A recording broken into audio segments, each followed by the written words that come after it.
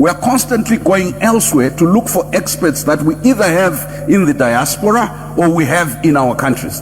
The inability to build, retain, use our own local expertise and experience. The third is that we have created everything to be so leader-centric that most of our citizens either wait for God or wait for the leader or wait for foreigners. And the day must come in Africa where Pan-Africanism is Pan-Africanism of the people. No matter how brilliant institutions are, continental or regional, as long as they are not nourished by the ideas of African intellectuals, African artists and activists. But there is hope. Many of you may not see it as hope. The dominance of Afrobeat and Afropop in the world today, sending a message, if that can be used as a vehicle of cultural regeneration, if what the young people have been able to do with tech can be used as a way of reimagining, then what we're talking about as a phenomenon will end. The third is that we can't keep sending all our people. I know that is maybe brain gain for some people. We can't keep sending all our young people to Europe, to America and elsewhere without creating pathways back. Why? Frantz Fanon said they realized that the empire or the center came and took the best from amongst us and took them to their best institutions, and they emptied them of their own culture and their own sense of being, and they filled them with ideas of how to be good Europeans and Americans. And when they returned, their kith and kin realized that their children had not come back. What had come back were echoes of the empire. You and I, having had the opportunities to serve outside our continent, when we return, we're not trying to establish little Europe's, little France, little America. There must be an authentic way. That's why Rwanda's revolution is not only leadership, it is homegrown solutions, not for Rwanda only, but for the whole world, not just for Africa. We cannot assert ourselves culturally, intellectually, spiritually, as long as we are leprous and dependent. We do not and we have not controlled our mining sector. We do not and we have not controlled our data and statistics. We do not and have not controlled our education. We do not and have not controlled our security, whether it's digital security or it's generic continental security, whether the threats are exogenous or indigenous. We do not and have not controlled our communication channels. This is something that's been realized since the inception of the African Union. And if you think about this, as we talk about unconstitutional changes of governments and other things, there are several things that are important as we reflect on foreign interference. State and nation building, how we transitioned to independence, and the Cold War and how it played out, the use of mercenaries, military coups, and capture and retention of power, and etc. In statistical terms, Chairperson, there were 200 coups in Africa between 1965 and 2012. In the 1960s, there was at least one coup every 60 days. In the 1970s, barely 18 years after Ghana's independence, at least 85% of African states had some coup experience or the other. And West Africa accounted for almost 44% of those. I mean the coups between 1958 and 2008. There was a temporary reprieve in the period post-1990. Some academics have suggested this because Africa had become more democratic. I want to disabuse you of that notion because it's lazy intellectualism. What had changed was that Western interest in a unipolar world, in changing regimes, had dissipated. The West no longer needed to use force. There was no competitor, either ideological or otherwise. What had essentially happened, there was dominance of one set of interests.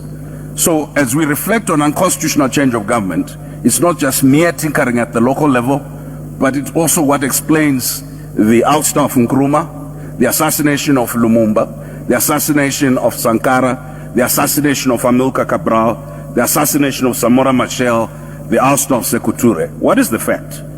That in a unipolar world, the appetite to change had dissipated. As we see greater polarization between the West, the East, and the Middle, we're going to see once again an intensification of interference. Less than 15% of that interference, Chair, will be justified as follows: protecting and promoting human rights or preventing genocide, protecting lives and property of citizens, fighting terrorism, violent extremism, or stopping some form of unproductive ideology. However, what we know, no intervention happens except it is in the interest and the propagation of the political, economic, social, cultural, racial, and other strategic interests of those who have power. Good morning, good afternoon, good evening, and good night, great Biafrans and lovers of freedom. This is Radio Biafra House of Service coming to you through Radio Biafra London. My name remains Mazi Jonathan Chinedu from Olo province of Biafra land, and we are here live and direct. Today is the 3rd day of November 2023. I hereby welcome each and every one of you to welcome your friends and well-wishers onto this hallowed platform. Do not deny even your enemies not to listen onto this hallowed platform, because this is our rallying point. This is where it all started. The gospel of emancipation, gospel of freedom, gospel of liberation is preached here.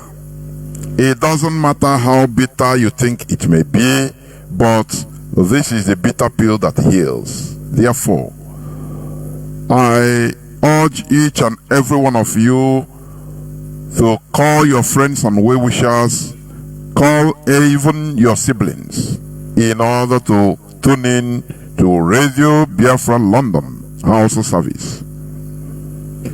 In parts of Biafra land, we are on FM, CHK 102.1, 102.1 FM. Also, we are on free-to-air satellite. We are also on different platforms on social media. Just Google. Ask Google, how do I listen to Radio Biafra London? On Facebook, we are live on IPOB Rapture Media, the Biafra Digest, Biafra Television, Biafra TV, and the myriads of others. Radio Biafra House of Service.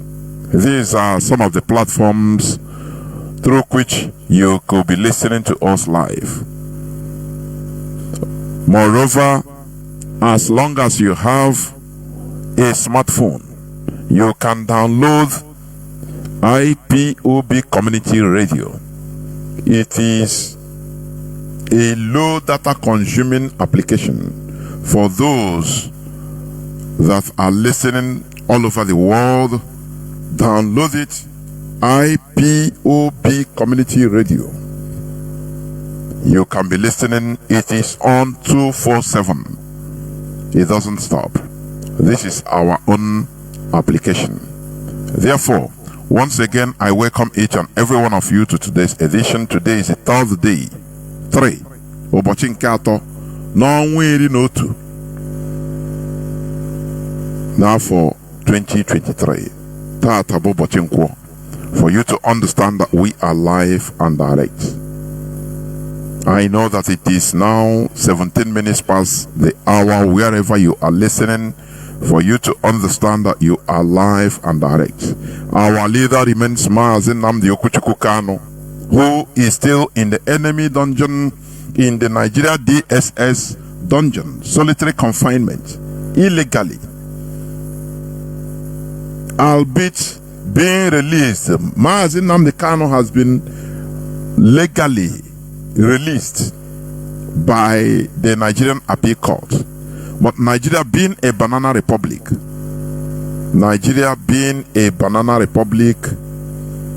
they don't care about the rule of law, they don't care. They refuse to release Mazi Nnamdi, and they put stay of execution using the veto power of the executive, which is illegal, because they should first of all obey the court rule, the Nigerian appeal court rule. That is how things are done.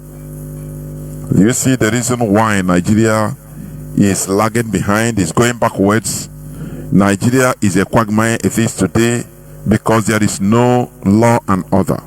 Without law and order, there will be no sanity in any organization, in any nation, in any country, in any place where you have multiple human beings. Without law and order. Because it is only law and order, that puts everything, in order. Obedience to law. Not only law. Obedience, respect to the law. Implementation of the law. That is what makes human beings advanced animal. But Nigeria, you will have executive lawlessness. They show bad example in every ramification, where dollar is going to 1,300 naira now. Everybody is suffering. Almost everybody is crying. There are people today that they don't have even hope of what they are going to eat this evening. But the Nigerian president has put aside 5 billion naira for presidential yacht. The executive. They are there. I will talk about it anyway later on. The the senators, lawmakers, Nigerian lawmakers, they are busy assigning each and every one of them 160 million naira for the purchase of SUVs, sports utility vehicles, which we call four-wheel drive. Very costly, because they want it. They are busy allocating to themselves different types of allowances, including sleeping allowances, laughing allowances,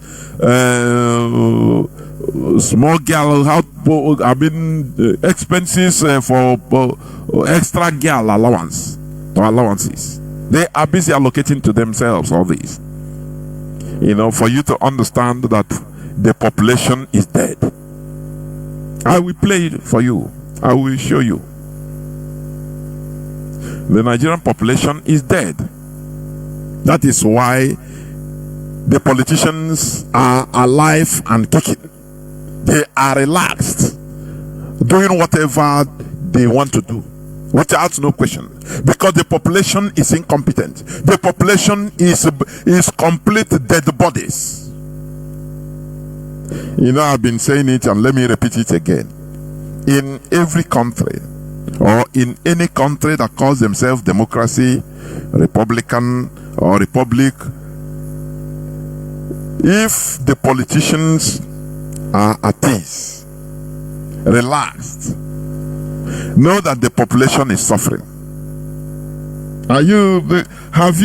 Just check out, in every country that calls themselves either democracy or republic, once you check just watch the politicians. If they are at ease, living any type of lifestyle they want without challenge, you know that the population is dead and suffering. They are dead. In every progressive country, advancing country, country that is developing or developed, the politicians there, they are working extra. They are not at ease at all. They are always afraid. That was the reason why Macron, how many times have been slapped in the public, President of France, by disgruntled citizens. He was slapped. Sarkozy have been thrown in the public, former French president, raw eggs. The same with British Prime Minister, several British Prime Ministers. They were wooed, thrown raw eggs, and shouted upon. They are afraid. Those that did that, they are never charged, for your information, because it is their legitimate right to do so, because these people are their servants.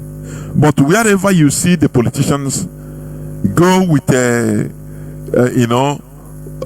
disconnected from the public, when the president is coming, for example, in Owerri, if Chinedu is coming to Owerri, for example, the whole Owerri going to Olosef will be a standstill 24 hours before that day. Know that the population are suffering, they are dead, they are living in fear. You cannot have it two ways, where the population are living life agile and the politicians are living agile life. No, it is impossible. It must be one side that is in fear and the other side is progressing. You understand?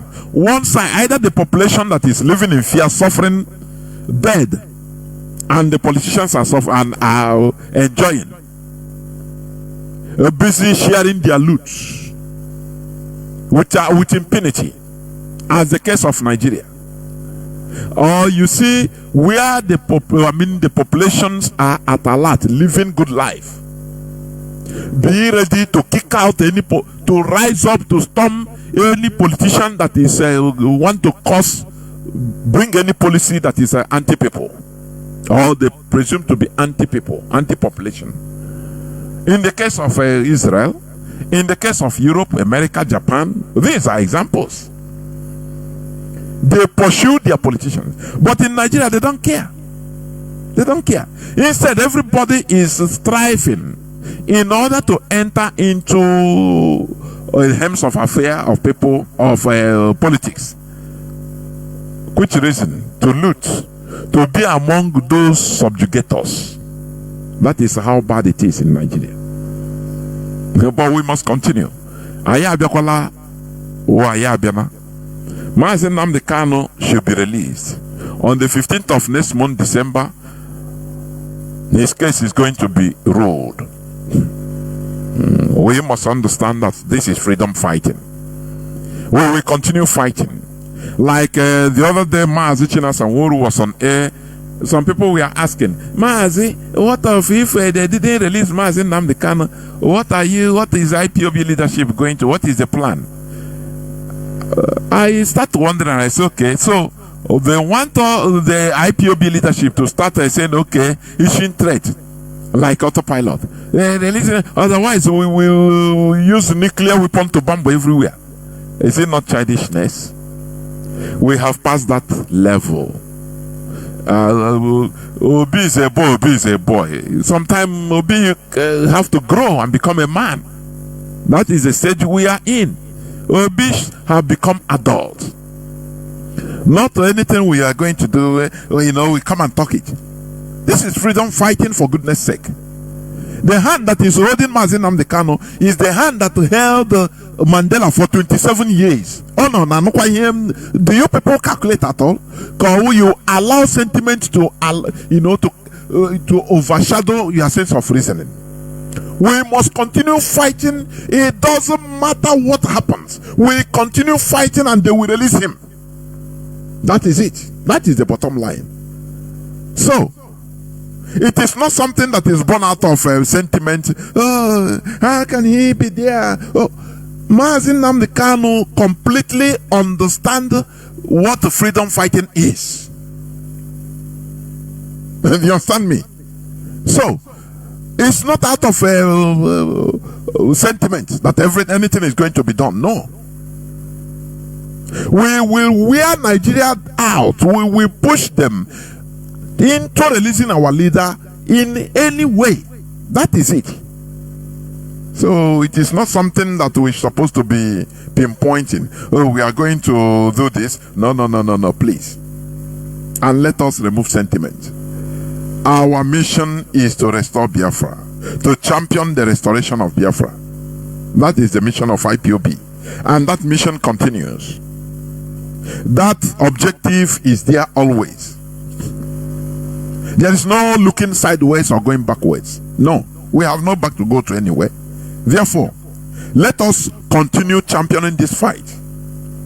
If you are in IPOB genuinely, without any attachment of reasons of being there, or motives, and other ulterior motive other than the restoration of Biafra, know that you are sent. I used to say this.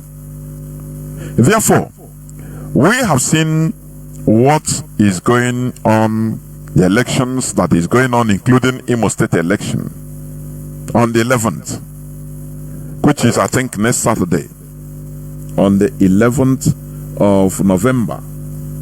You know, where Neanderthals are doing ordinary gubernatorial election, heaven is falling. Because the winner takes it all. Patiobasi say winner takes it all. That is a primitive mindset. Look at what is happening in Biafra. War is going on, complete, between them. That is, when you look, how do you think that they will respect Nigerians? If you carry Nigerian passport, they will respect you. I had somebody on social media, somebody sent it to me, shouting about how they are treating Nigerians in prison in Ethiopia. Oh, this is the food they are eating. The only food they are eating. Even drinking gari, they see gari is difficult, so they drink it. Shouting. And I laugh.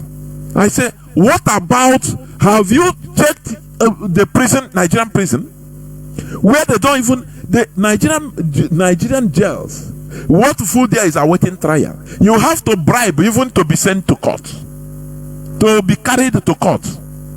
No arrangement. You see people that because maybe they accuse them of stealing chewing-gum, they stay there for 10 years, no trial, nothing. And you left all these people are dying in Nigerian jails every day, and you leave all these things going to clamor for Ethiopia that is treating Nigerians so bad. Sometimes we need to have a brain. Why they are treating Nigerians in a horrible way anywhere in the world is they see how your own government is treating you, that you are nothing, you are non-entity. How will you command respect any other place in the world? Whereas in your own country you are nothing, they treat you like a criminal. Every person. You see a police officer in Nigeria, in Lagos, or he cock his gun. Or the normal, innocent citizen say, I will shoot you, I will shoot you. And he say, I will shoot you, and nothing will happen. He will carry his AK-47 and shoot the person, and the person dies, and nothing will happen. And you are shouting of how they are dealing with Nigerians in Ethiopia. Sometimes I say, no, we need mental surgery, honestly. And that is what we are doing here. Charity begins at home. Look at illegal prisons in Ropo's or the mass office, mortuary. In a tiger, they call it tiger quarters, or what do they call it? Where people die every day. People are not being given food at all. According to eyewitnesses, people that run away, that we are able to get out of from all those places. They said they take him. People, you cannot even differentiate a human being. It's only born. Just like the Jews that we are rescued when Germany fell in the hands of the Allied forces. The Jews of Auschwitz, you see only bone and eyes because of starvation. That is what is happening in Nigerian prisons. But they will leave it and start going to Ethiopia, start going to heaven knows where, in order to investigate how. Why wouldn't they treat Nigerians anyhow? Ask yourself, how is your government treating you? They stifle you, humiliate you. In Biafra land, they, checkpoints everywhere. Look at how many dead bodies they discovered in Lokmanta. What IPOB have been shouting. They say more than 70 or 80 decomposing dead bodies. And the countless skeletons, countless. They don't know the number. You know, the composing dead bodies are those that are beheaded and killed maybe a few days and few weeks ago. Not even few weeks. 2 weeks, 3 weeks. After that, you know, the dead body, the decomposition will finish, and you see only skeleton. Do you understand? Do you see it? In Lord Banta, courtesy of Ojo Zakalo.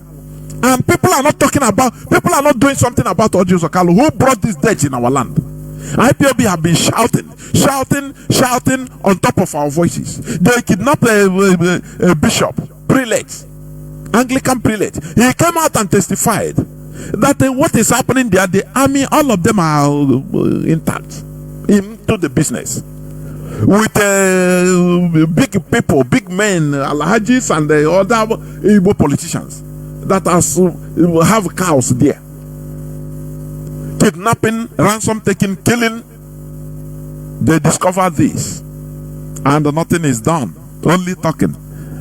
We nurse our wounds as always. We nurse our wounds. I may not die. Imagine that in Igbo market, in Lagos, in Ugwausa, any part of the north, that one dead body is discovered. Imagine what will happen. Just imagine one dead body discovered. You know what will happen. The Nigerian newspaper, news, media, everything will be awash.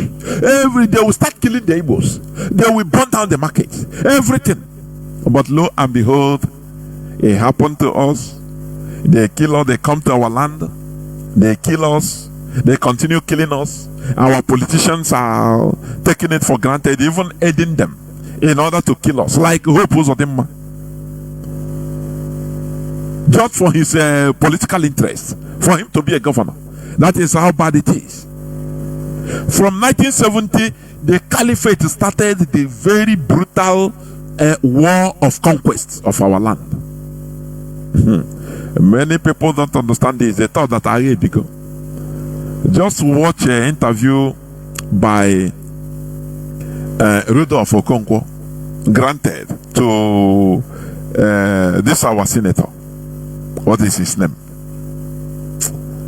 What is the name of our senator in Abia State? He said it. I've been playing it here for many times. I think it was 3 years ago, either 2020 or 2020, something like that. He said that, look, some people believe that the war have ended, but many Northerners, they never believe that the war have ended. They are still fighting the war, the Biafran war today. It is for you to understand. That is why they are doing what they are doing. That is why they complete the war of conquest is what is going on. Conquest of Igbo land, Biafra land. That is what is going on. Therefore, let me go into just some few news headlines, please. Just few news headlines before I continue in what I'm saying, or I was saying. Now, fire breaks out at Ladikbo Plank Market in Lagos. Abaribe, yes, Senator Abaribe. Thank you very much, Mazi. Senator Abaribe, not Iberibes, please. The interview of Rudolph Okonkwo to Senator Abaribe. Go and it's in YouTube. It's 3 years ago. He said it. That the Northerners, whatever they are doing for us, they do it as Jara, as what can they, whatever Nigerian government is doing for in Biafra land, it is as if they are giving us Jara. He said it, Pompa is there. But our people think that they are living life in Nigeria. Oh, Nigeria. Nigeria, we support Nigeria. You don't know that Nigeria is your grave. Nigeria is a Biafra man, Igbo man graveyard. You don't know that. That is why we want to run away from it. You don't know. Now, fire breaks out at Ladikbo Plank Market in Lagos. Oh, every time the same thing. The fire reportedly broke out on Tuesday night. That is last Tuesday, 3 days ago.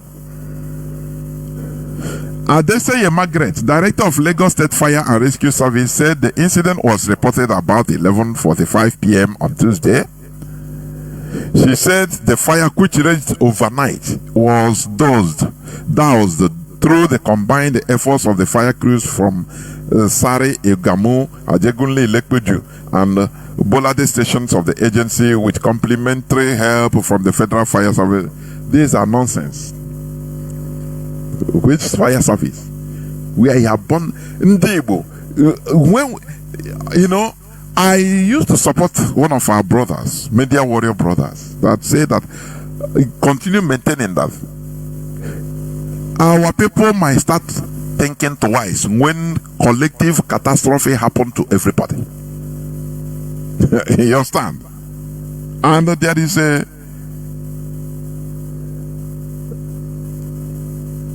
is a very big truth on it. You see this, the caliphate, they have understood that attacking or dealing with us in a global way in Nigeria, that it will bear a negative result for them. It will make us to unite and rise up, as we did during the Biafra war. I mean, during 1966, the one coup that killed Agi Ironsi and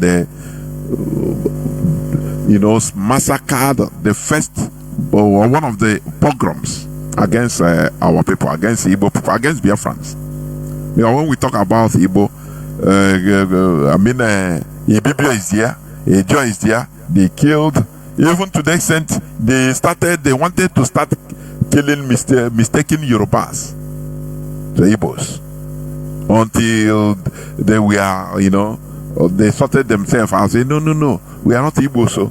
But they killed both Joe, both Ibibio, Yorubo, Igala, they kill everybody as Igbo. That is the reality. Now, what they are doing, they will burn this place. Now, as Ladipo is burning, they say it's the plank side, the plank. Now, people in the electronic side will start giving testimony, praying that he didn't touch us. So, hey, the following Sunday they will go and give testimony that God did wonderful. Now, but it didn't reach our side. Praise Jesus. Do you see where the stupidity of our people is immeasurable? And another few months, it will come to that side. Fire will burn that side. Now, people in pharmacy side or drug side, we give testimony that it didn't happen to them. Or people in another side of Lagos, we say, hey, no, thank God it didn't come to our side. This is the problem we are having. And I said it, I talked about it when I called Mazi Ike Peters on Tuesday. Because since that time I have not been on air due to private schedules, which I am sorting out. Everything will be over. So, and I will come out as usual. I've been saying it. So, now, once it's happening this side, the other side we say, no, he cannot reach this side though. Thank God, thank Jesus, he doesn't reach this side. Now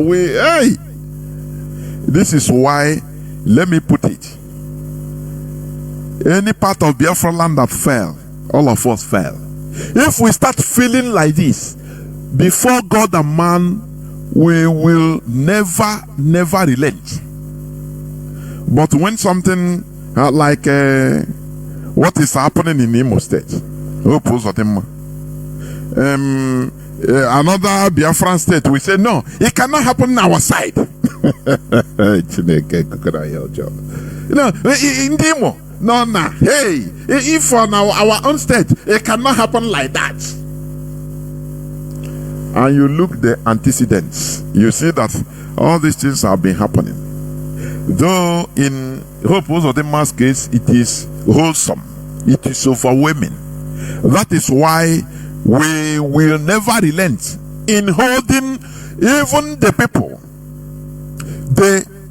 those INEC officials brought in order to rig him into. After all, no person voted for Hope Uzodimma, so we cannot say go and vote him out. No, no person voted for him in. But woe betide those people that are being used. Woe betide them in order to confirm, consolidate that vampire in Imo State. Woe betide them. I am telling you, woe betide them. Now, fire outbreak in Ladipo, Bako Market. We are the side of a plant. I mean a plank. Sawmill side. Other people will be happy, praising their whatever they believe that it didn't reach their side. That is the stupidity of Indibo. The stupidity, the highest. Do you know that had it been in 1966, had it been one side of the north only kill Igbo people, waited for another 3 months before other sides will kill, when this side go down, there will be nothing like a war. Our people will never retaliate. Never. They like a good life and they don't. Igbo man don't see what happens to his brother as anything until it touches him. That's why we always blame them. This thing that is happening in Imo State, it cannot happen to us. You are nothing in the weight of Nigeria. Nigeria will crush you as a so-called state. You are nothing, singly nothing. For your information, let us be wise. Our collectivity is our force. If Anambra State fell, Biafra fell. If Imo State fell, Biafra, the whole of Biafra fell. If Boniface, the same thing. If we can take this mentality, before God and man, we will be able to rise up to the situation. But lo and behold, this mentality is far from us. What I'm telling you is true. It's far from us. It's far.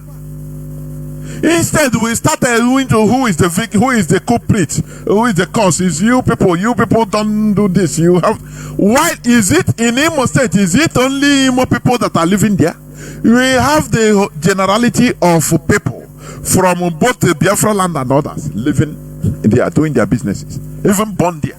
And in Anambra the same, in Enugu the same, in Ebonyi the same. So why do we like to play this rubbish, clannish game? Why?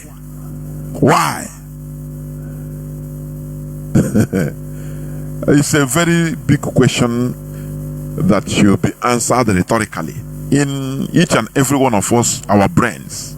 I am telling you. Now, Ladipo market done. When they close, I think it is one of the markets they close. You know, and they stifle them, they squeeze them. Hundreds of millions of naira, and they pay, and now they burn them. Now I want to play for you, please. Do not forget it, because this voice I want to play you, Alhaji Kunle, bugged the conversation. You have been hearing it several times, both here on Radio Biafra and every other platform. You have been hearing it, but you don't interpret it. You don't understand many of the things there.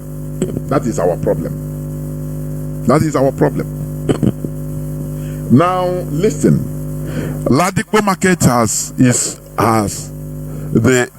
sawmill side, Bako side, have burned down to ashes. Those people now that are affected, some of them do not have any other way of rising up. Some of them will come back to our land, to Biafra land, to southeast as you may call it, and they become liability. Do you understand? That is the complete war of conquest they are doing they have, started since 1970 to death. But our people don't understand it. They think that war is only gun and bomb. No.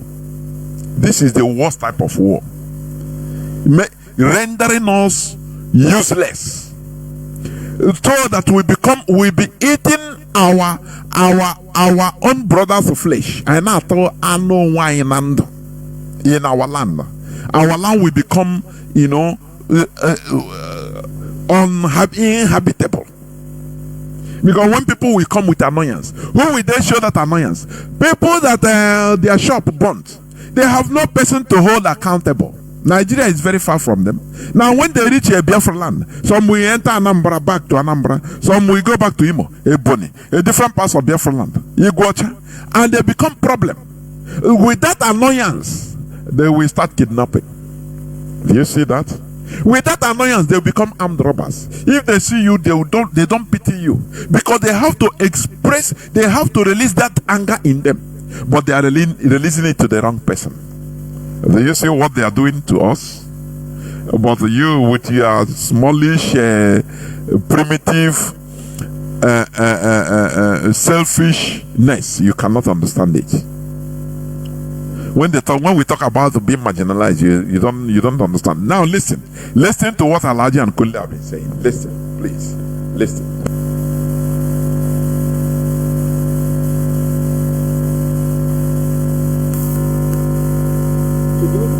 Economy. Who are the accountants are Yorubas?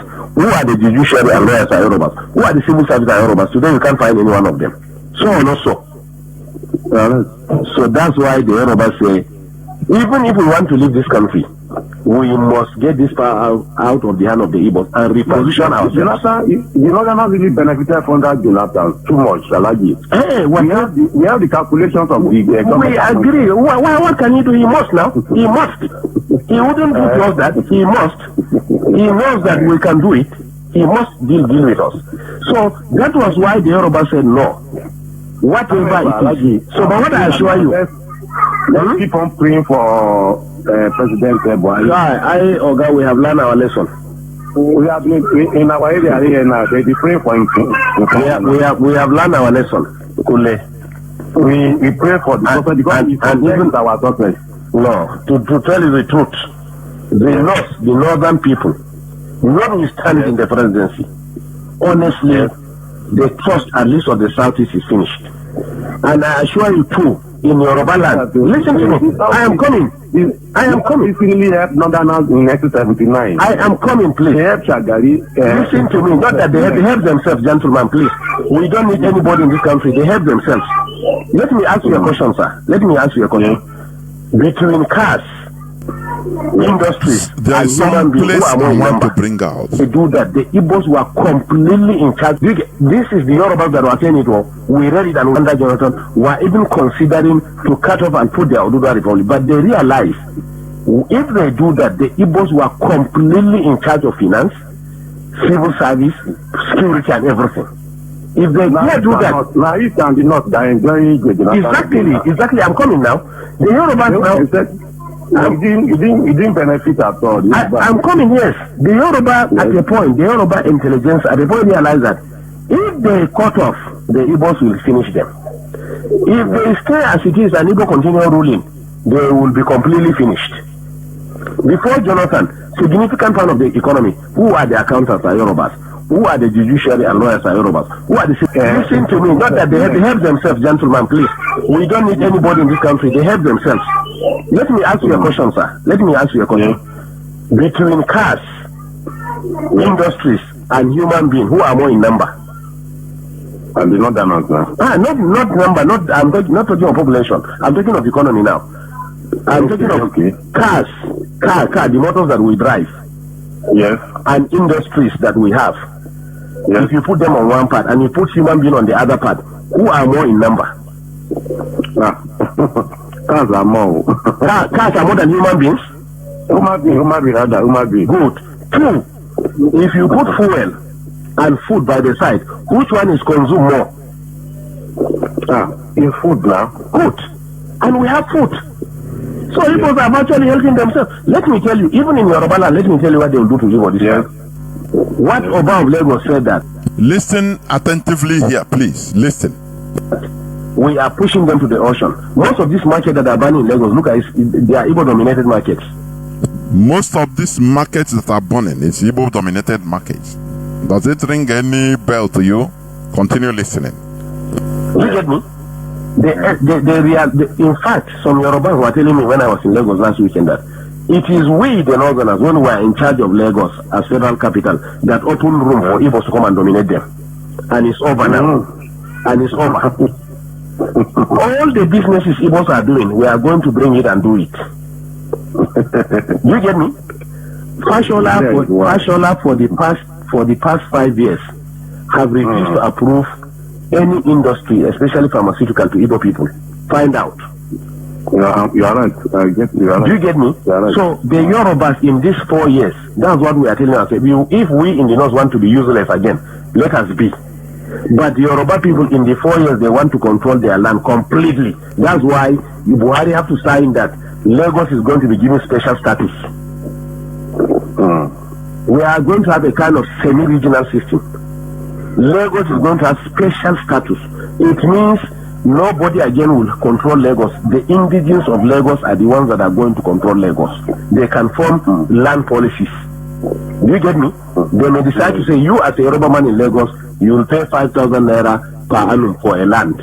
As Chairman right. Me as a Hausa man, I will pay 10,000 naira. Igbo man will pay 1 million naira. Do you hear what this man is saying? Is it not what is happening today?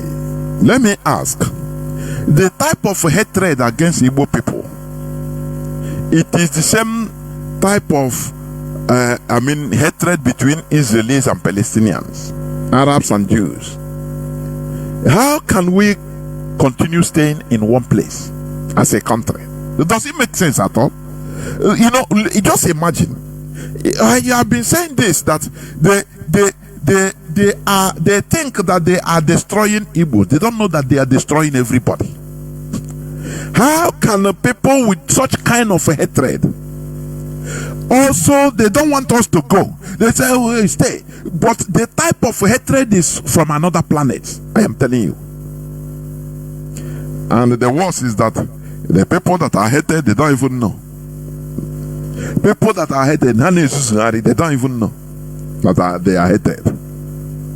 That is the worst part of it. There is a place two places I want to bring out. Continue listening, please. This is why they are hating war. Do you get me?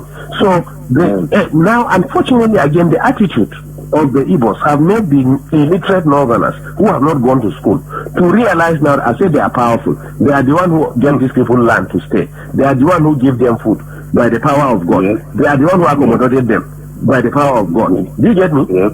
Since Igbos can turn around and humiliate us, look at what they did to us. Those people that they assemble about 400 of them and call them Boko Haram. Do you understand? Do you know that they pick them one by one? They were not moving in convoy. They made some of them to drink their urine. We also have to come and meet the president and tell him that, look, if one person is still among these people, I'm telling you, no Igbo man will come out of Kano. That was how they released the Hausa people from Jigawa and Kano, whom they selected and arrested and called them Boko Haram. Two, you are in Nigeria, I'm in Nigeria. Rochas was virtually brought up in the north. But it is in his own state. That's why we are telling you, even the Amechi, the Rochas of Colorado that are MP, we don't trust them. Do you hear him? The same place he classified Rochas, who is from Olo. The same place he classified Amechi, who says he's not Igbo. We are Rivers men. German, we are not Igbo. Chinekele. It is a pity that this war of conquest that was initiated right from 1970, it came through every point, through different angles. Shredding of identity, separation, and different rhetorics, propaganda against Igbos. Oh, Igbos, they hate themselves. Oh, Igbos, they are bad. Oh, this, we are not Igbo. Oh, this side, we are not Igbo. You are reverse. as if Rivers is a tribe, is a tribe, or Cross River is a tribe. You understand? I saw where they classify owners of companies, companies that make Lagos great. When they talk about any person, Dangote, Hausa, you know, now, just hold on. They talk Dangote, Hausa. They talk Adenuga, Yoruba. Now, when they talk any person from somebody, an Igbo person from the so-called River State, now they put their rivers. They don't put the tribe, they put rivers. Another person from Calabar, from Cross River, they put their Cross River. But the other ones, they are putting tribes. But when it comes out, they put the Delta. Where they put Igbo is when the person is from Igbo of Anambra or Imo or Enugu. They put just Igbo. You know, you see that they came from all round. Do you understand? This war of conquest came from Tafawa Balewa. You know, the first prime minister of Nigeria. People call him Hausa. Tafawa Balewa is not even Hausa. He has a tribe. I have called the tribe his tribal name. He's from Bauchi. He's not Hausa man. You know, many people we call Hausa or Fulani in the north. They are not. I have a comrade that was broadcasting, co-hosting with me here on Radio Biafra from Nasarawa, from a God tribe. Even I never knew about the tribe. He started telling me many. He said he feels sad when he met people. When they ask him from where he comes, he said Nasarawa. They say Hausa man. Many of them feel hot, but that is a sad news. That is it. That is how it is, because they want to be in bunch. But they come and slice us into pieces, and we are fighting with that. We are fighting with ourselves. That is a part of that agenda, destruction, conquest agenda, the agenda of conquest of Igbo land, of Biafrans. They slice us, push you. You are Delta. You are not Igbo. And we continue fighting with this identity crisis. Whereas things are going on. But when it comes to other political issues, they refer you as, look at where the way where they put the Rocha Sokorocha is where they put Amechi. But tomorrow they are the people that will come. When it comes to doing things together, I say no, Amechi, you are not Igbo, you are Ikwere, you are this, you are that. They separate you. Hell, you know, when I say that we are the most, for now, I never see other primitive people more than us in mentality. I am telling you. When they say, oh, these Igbo people, good Lord Jonathan is an Igbo man. They call him Igbo man, confirmed. Let the Buhari call him. When they say, people are marginal, they say, what about? He called the names of Amechi. He said, but they are in the office. They are Igbos. They are not in his cabinet. But when he comes in another way around, they say, no, you are not Igbo. And we continue grappling. Now don't show why with this. Here Naga.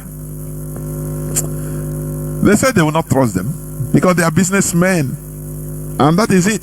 That is who they are. Continue listening. On their own. Let me tell you this.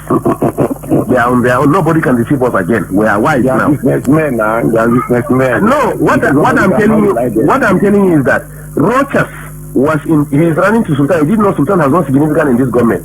Even last 2 days he was in Sokoto. He didn't know that even Sultan has no significance in this government. He was in this north. It was Rochas state, Imo state, that they started saying that Hausa people must have ID card to live in that state. Yes. Can you hear me? They say Hausa people must have ID card to live in state. Yes. Until when we mobilize our people here and say, okay, in that case, all Southerners must live north. Then Jonathan now realized that there was something going on. You say, no, these things have to stop. So are we mad? You get me? Count every 5 shops in this north. 4 shops are owned by Igbos. What is Igbo's contribution in the economy? It's not trade, and fraudulent trade for that matter, including if Igbo have cheated you, unless if you are not buying spare parts and tires and medicine. So or not so? It's so allergic. Do you get me?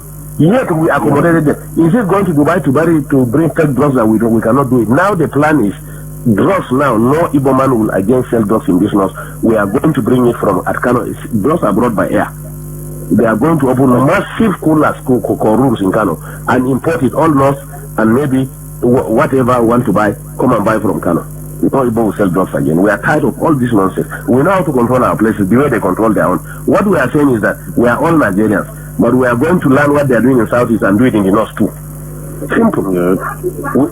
We don't have ancestors, but if Buhari today, as president of this country, want to buy land in the East, he will go and negotiate everything. Tomorrow the chiefs will come and tell him that ancestors made them yesterday night and said they should not sell the land for them. So we don't have ancestors, or we are betraying ourselves. We now, our ancestors have told us that we have been careless. That's why we suffered for the past 6 years. We have to wake up now. No, it's a very serious thing. I'll move forward. No. We cannot, sir. The society is already adulterated. That's why, to be honest to you, let me tell you, to be honest to you, we never wanted Buhari in this law. We wanted conquest. Yes. We want. That's what I'm saying. If it is conquest, the primary, conquest will have defeated Buhari. Listen to me. You know the Tinubus and co prefer Buhari. Because it's really cried. Can you hear me? Because conquest will have solved this north-south problem for us within 6 months. In Kano, Conquest gathered all the Igbos and told them that all these drugs that he crossed, all those fake drugs they are selling in Kano. They know him now. So that's why we wanted Conquest to be the district. Igbos made in Abuja and warned us after the election that they were the ones in charge of 75% of Abuja is their own. They should be given minister of. Can you imagine? Negotiate and say this is the governor they want with their rulers everything. Igbos say no, he cannot be governor. Haba. In somebody's land. Habakule. The arrogance is so much. So 10 years ago I have warned it. I said the Igbos are building nation within our nation. They will engage us within our nation and reinforce from their nation. That is exactly what we saw during the tenure of Jonathan. Immediately we voted Jonathan. What we did to Jonathan in this north, Igbos in the north, their chiefs gathered and came to Aso Villa. To the glare of everybody on TV, they say it was nobody that voted Jonathan, but the Igbos were the ones who voted him. Did you not hear that one? Did you not read it? In our own land, Igbos say we didn't vote Jonathan. It was they that voted Jonathan. 2, before elections again, they gathered themselves and came and met Jonathan and met in Abuja and said that they are directing all Igbos in the north must vote Jonathan. We don't mind. Let them vote anybody. But can you do that in the southeast? They stop us from even voting. Let me answer this. Amina alaikum salam. Alaji. Please, I want to please. Can you hear me? Continue listening. In the southeast, all houses in the southeast were prevented from voting. Find out. Yes, find out. But yet in our own land, they will stand and say that. It is their problem that forced above Lagos to say that if they try to frustrate the decision of the Yoruba, they will send them to ocean. Listen here. And I'm telling you, after 4 years, at least not we are liberal, but in the southwest, after 4 years, Igbos can never be useful and relevant again in the southeast. Igbos can never, after 4 years, Igbos can never be relevant in the southeast. Not even in Lagos. In the southeast. In our land. Do you catch anything there?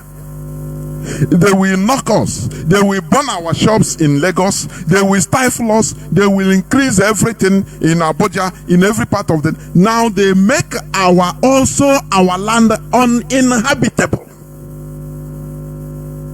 And there, Mazam, I don't know whether you used to decipher some code, please. It is very important. Let me bring it back. Just this is where I want to bring out. Please. Wait and see. Just hold on. A problem that forced above Lagos to say Listen. that if they try to frustrate the decision of the Yoruba, they will send them to auction. And I'm telling you, after 4 years, at least not we are liberal, but in the southwest, after 4 years, Igbos can never be useful and relevant again in the southeast. Igbos can never be relevant or useful in the southeast. That is in their own land. Is it not what is happening today? They unleash criminality. This is where I want to bring out the main place I want to bring out. They will say something, their plans, but the Igbo man will not buy Kwame. Now leave that man, is just propaganda, he's just talking. Is it not what is happening? They destroy your houses in Lagos. Go home now. Oh, no way. Because if you go home, the government criminals or Fulani sponsored criminals are waiting for you. Waiting for us. Is it not what we are passing through? They quietly dismantled the railway lines in the whole of Biafra land. Quietly. But didn't talk about it. No person talk about it. Quietly, and till today it is only IPOB that has been shouting about it. Do you understand? For you to understand that it is a Nigerian government policy, let me read to you this news headline also. Nigeria government asked us to hands off after we conducted autopsies on 35 decomposing bodies found in Anambra River in 2013, ex-governor Peter Obi said. Let me read a bit. The former governor of Anambra State, Peter Obi, has stated that the Nigerian government asked his government to hands off when 35 decomposing bodies were found in the Anambra River in 2013. Are you hearing what I'm reading? Abia State Governor Lex Oti recently stated that over 80 decomposing corpses, including 20 headless ones, as well as countless skeletons, were discovered by security operatives during a raid in the forest around the Lokbanta Cattle Market in the Omunoche axis of the Enugu-Port Harcourt Express Road.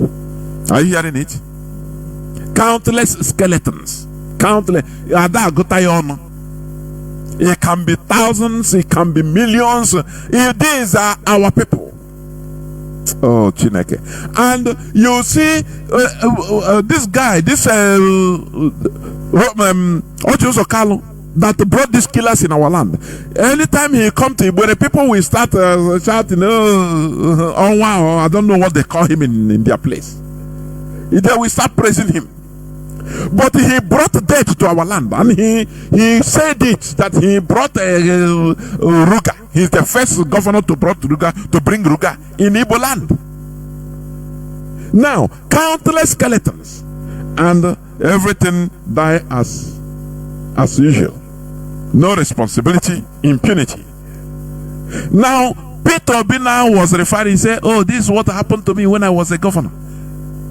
I wanted to investigate on the decomposing bodies in the Zoo River, but federal government told me leave all those things, which means the federal government is them that did everything. They know everything.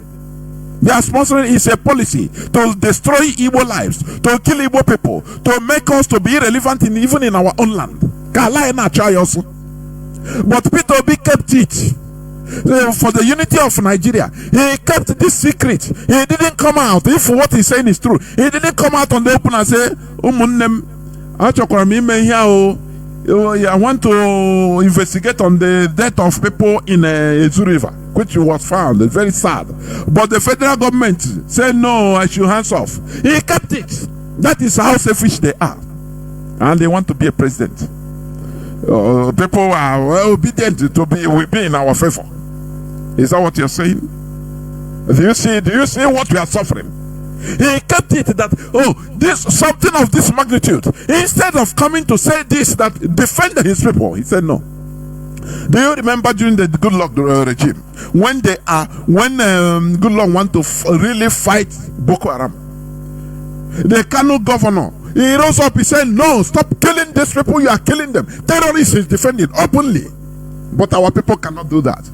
And you are telling me that everything is normal? That being a Nigerian as Igbo man is normal? Peter Obi now is refilling that, oh, I wanted to do something, but federal government to tell me to keep quiet. Now they know what happened. They use him to do it. And now he's saying the same thing.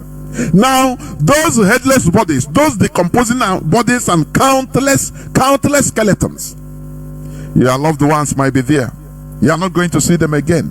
But who are you going to hold responsible? Nobody. It's Nigeria. It's a genocide.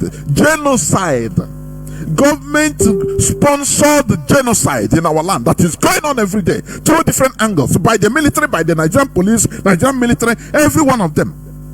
And you want us to continue being in this state with the complete support of Igbo politicians. Peter Obi is one of them, because he said it here that Nigerian federal government say I should keep off, and he kept off.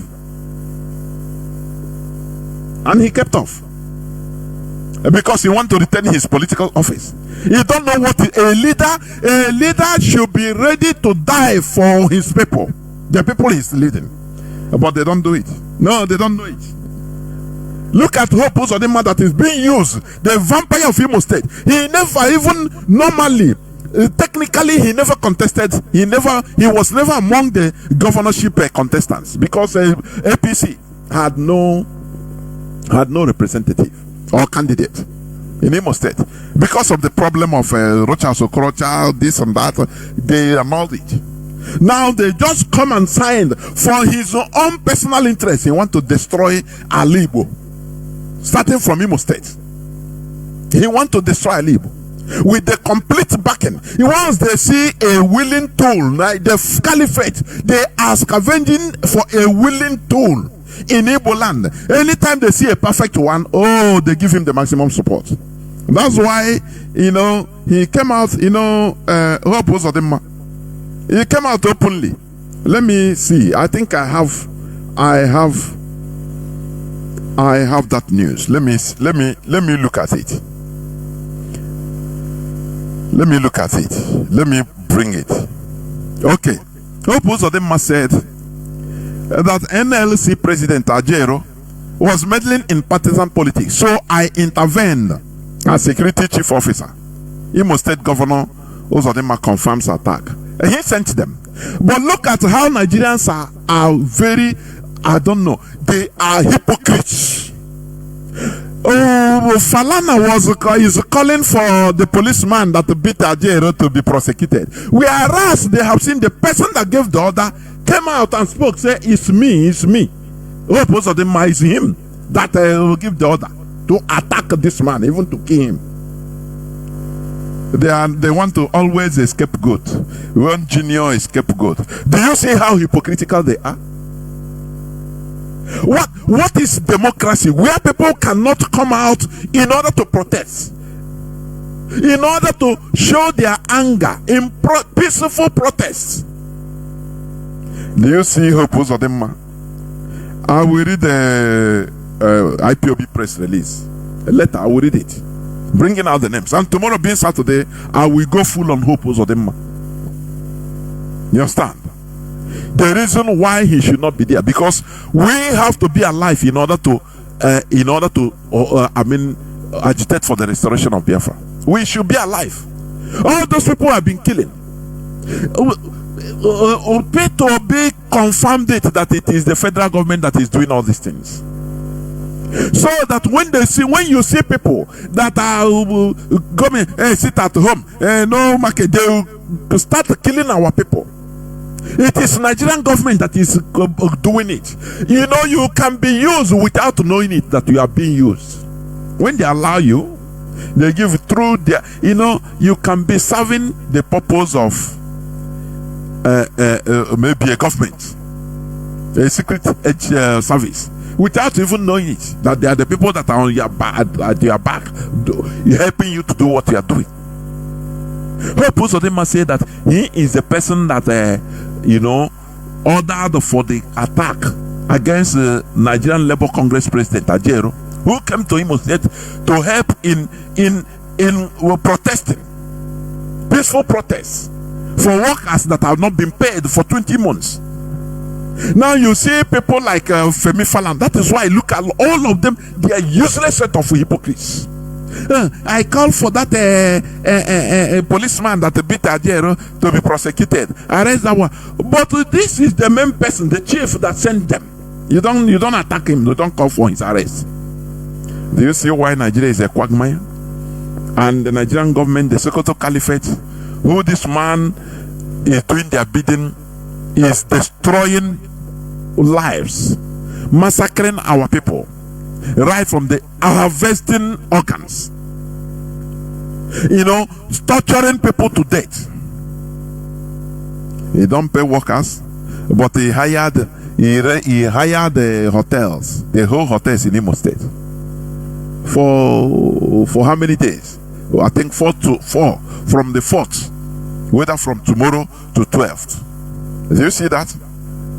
But they don't have money to pay workers, and people are quiet. People pretend as if nothing is happening. Other people will leave it for Imo State. Now your people, tell me,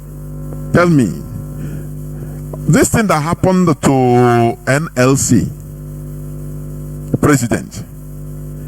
If Nigeria is a country, if even, let me call it now, if Biafra land Alibo is what is supposed to be, there will be protests in Anambra, in Enugu, in Ebonyi, in Iguacha. What is the theme of that protest? What they did to what is happening in Imo State is not. That is why we are protesting. You see it? But everybody will end up in Dimo. Man, I'm fighting now, not fight. Tomorrow it will be happening in your land and no person will help you and they will slaughter you. That is why anywhere they are acting with impunity. If they are slaughtering this set of people, others will keep quiet and say, no, not our side. Do you see the primitivity, no organization, no sense of organization? Do you see it? That is why the politicians are completely in charge. Let me play you also another thing from Rotimi Amechi. Let me play for you what he said. He has said this before, and I played it before. I don't know how many years now, but he said again, and he said the reality. Let me play it. The beginning is to say to you that if some Nigerians were telling you that you shouldn't have given me opportunity to speak, tell them that so many television houses and individuals had approached me to speak on different issues since I left office, and I declined. 2 reasons why did I decline? 2 reasons. My publicist said don't speak, and I chose to be my publicist, and he's very angry that I'm speaking today. He knows. Second reason, what is new to say? Nigerians don't react to anything. Nigerians don't react to anything. When you say, oh, the politicians are bad, no, I beg to differ. I used to say it. Igbo politicians, this and that. I say no, it is the people. Everybody is involved, is to blame. Because out of the people comes the politicians. They didn't fall down from a planet or Mars. What is the need of coming to worry yourself for people that cannot defend you when there is problem? If had it been we left Mazi Nnamdi Kanu, he would have been even killed or poisoned. And we are going to say, are we going to say that we are together, we are IPOB? No. The force of Mazi Nnamdi Kanu, his power is IPOB, the people, not the family. It's the people.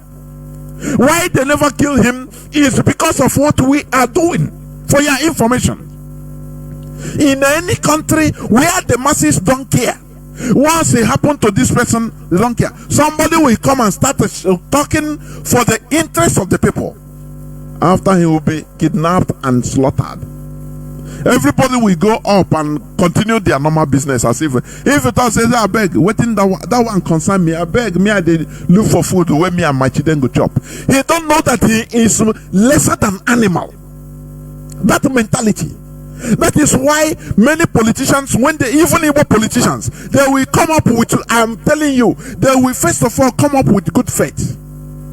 But when they see the type of people they are dealing with, they say, now to hell with everybody. They will go and sell everything, sell everybody, everybody, if need be. Because people don't react.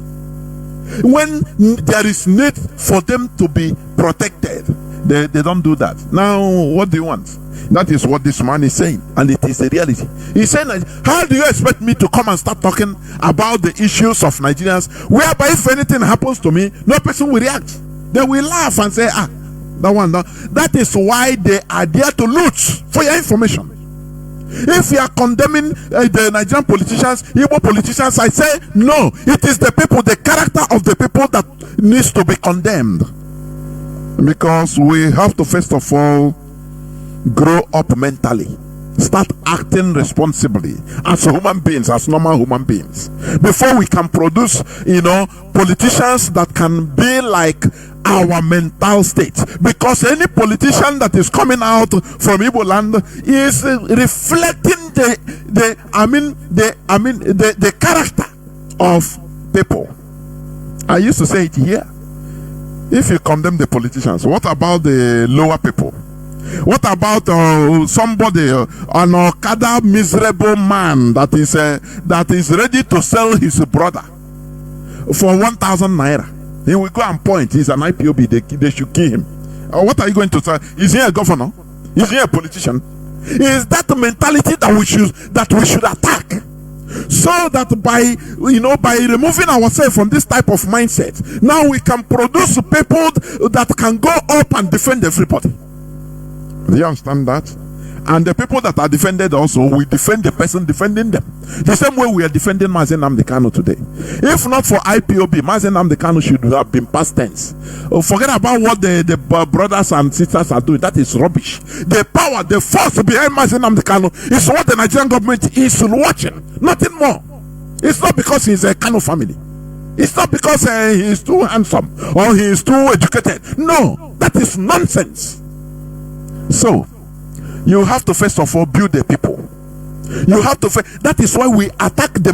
Mazi Nnamdi Kanu started by attacking the mentality that fundamentally flawed, the mentality that has been ingrained in our brains, in order to change. And once it changed, now you see lights that will start shining. So continue listening to Amechi. He said, "You want me to go and take risks for Nigerians?" Where they cannot react. Anything that happens, no person reacts. They say, wow, you give me money. The Nigerians say, only you give me money. If you give him money, you say, that's more money you give me. Yeah, loot. He have billions and he give me. So let him die there. So this fundamentally flawed mentality is what we should attack. And I'm bringing it to Biafra land. I have been saying we should remove this mentality of blaming people that are suffering. Instead of helping to fight, you blame them. You say no, they should resolve their problem. Like one time, I think it is one part of one market, Lagos market, that was on fire also. And another brother, I think from Apapa, called. I asked him how he aside. He said no, here no problem. It's that side. The way they talk it. No, it's that side. It don't concern us. We are living in peace with the people, with the Yoruba people here. Do you see? That is a fundamentally flawed mentality. When this guy was killed in America, the black guy, which I've forgotten her name, there were protests everywhere in America to spread all around the world. Why? Because people saw the cause of doing that. Because what the people are fighting for is right. So what this thing that happened in Imo State, where Hope of them ordered the thugs, the political thugs, and the criminals and police and army to maltreat people that are protesting in a democracy, so-called democracy. Why didn't other states, let me call in Southeast, rise up to protest in what is going on in Imo State? Any day you see people having this type of mindset, know that what we are doing is catching fire. But today, everything that is happening there, every other place will keep quiet. No, it doesn't concern them. If it's happening in Anambra, it's in Anambra people. It concern us. We are here in Imo now. We are waiting for them. We are too strong. If they come, now we see. So this is the problem we are having. Any day that do you see why is the Fulani formidable? Some people will say, no, you are praising them. No, I am not praising them. I am saying the reality so that we learn. Sometimes, if any riot to start in one state, Kaduna, before you know, he will spread to Kano. From Kano, he will spread to why? Oh, what is happening in Kano? That is why they are rioting. Not any of the thing of their own. That is why they are in bunch. And that is why I cry here for your information. We are still primitive in our mentality. And blindly, blindly. Is it not in our land that they are sucking us dry? I cannot from because of our fundamentally flawed way of reasoning. Do you see it? He said Nigerians cannot react to anything. They will say no, it never happened to them. Once he never reached their doorstep, no, they will not act. They will not react. And as you keep quiet when others are being tortured, being killed, be suffering, something you can rise up. When it happens to you, you'll be crying. Others will also do the same thing. That is the cobweb, the chain that is going on in our land. If you see it, continue listening to this man. Has any politician told you that he's not a thief? Tell me one politician has told you that he's not a thief. It seems that you accidentally. The beginning is to say to you that. Listen, I start afresh.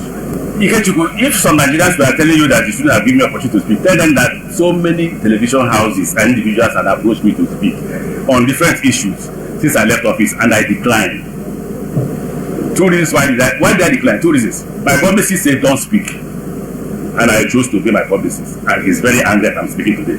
He knows. Second reason, what is new to say? Nigerians don't react to anything. Nigerians don't react to anything. What does it mean? They are unresponsive to stimulus. They are dead bodies. They know it. That's why the politicians, they act with impunity. That's why people will kill in order to enter up there, because they know that if they go there, they do anything they want, people don't react. Hope Uzodinma is using 5 billion naira for only hotel reservation, but he never pay workers. No, people cannot protest.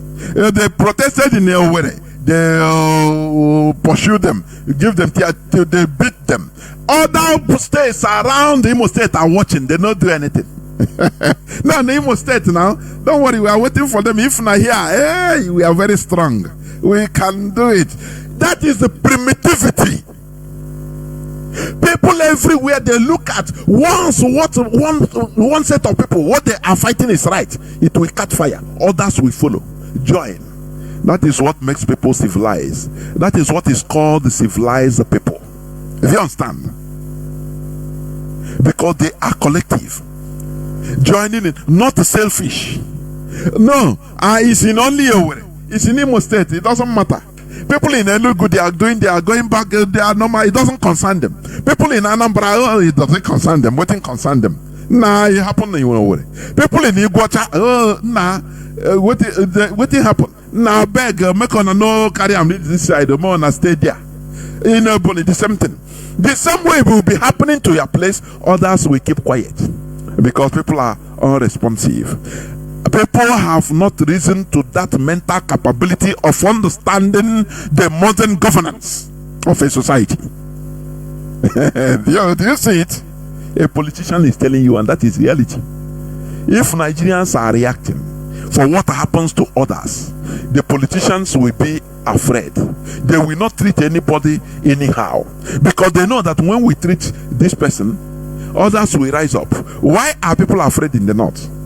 You say, If you try it, all of them will gather. Before you know, the fire will enter the whole north and they start killing Igbos. For what happened in one locality in Sabongeri in Kano only. For what happened in a small community in Bauchi, the whole north will rise up. But it never happened in Igbo land. What this thing that happened against the protests that have been, thwarted by force of violence, by opposers of them, it should generate a protest all over. If Nigeria is a country, let me say, even in Biafra land, let me say, even in southeastern states, but lo and behold, no, because they don't care, because our people never rose to that mental capacity of understanding that when you fight injustice, it doesn't matter how far it is. Fight for, when you see injustice, fight it, because it can turn around to touch you. But they start blaming the people. No, it's that side now. They are weak. No, they are weak. We are strong here. Don't worry. This is why Ekumeku fell. For your information, when you study how Ekumeku warriors started, they were fighting mass attack, mass defense. If the enemy boss in Onitsha, all of them will come from Anyomo, from Lower Kogi, Igbos everywhere. All of them will gather and fight the British. If they bust out in Nembe, everybody will go there and defend and fight for 31 years until they started having that clanism. That clanism that kills.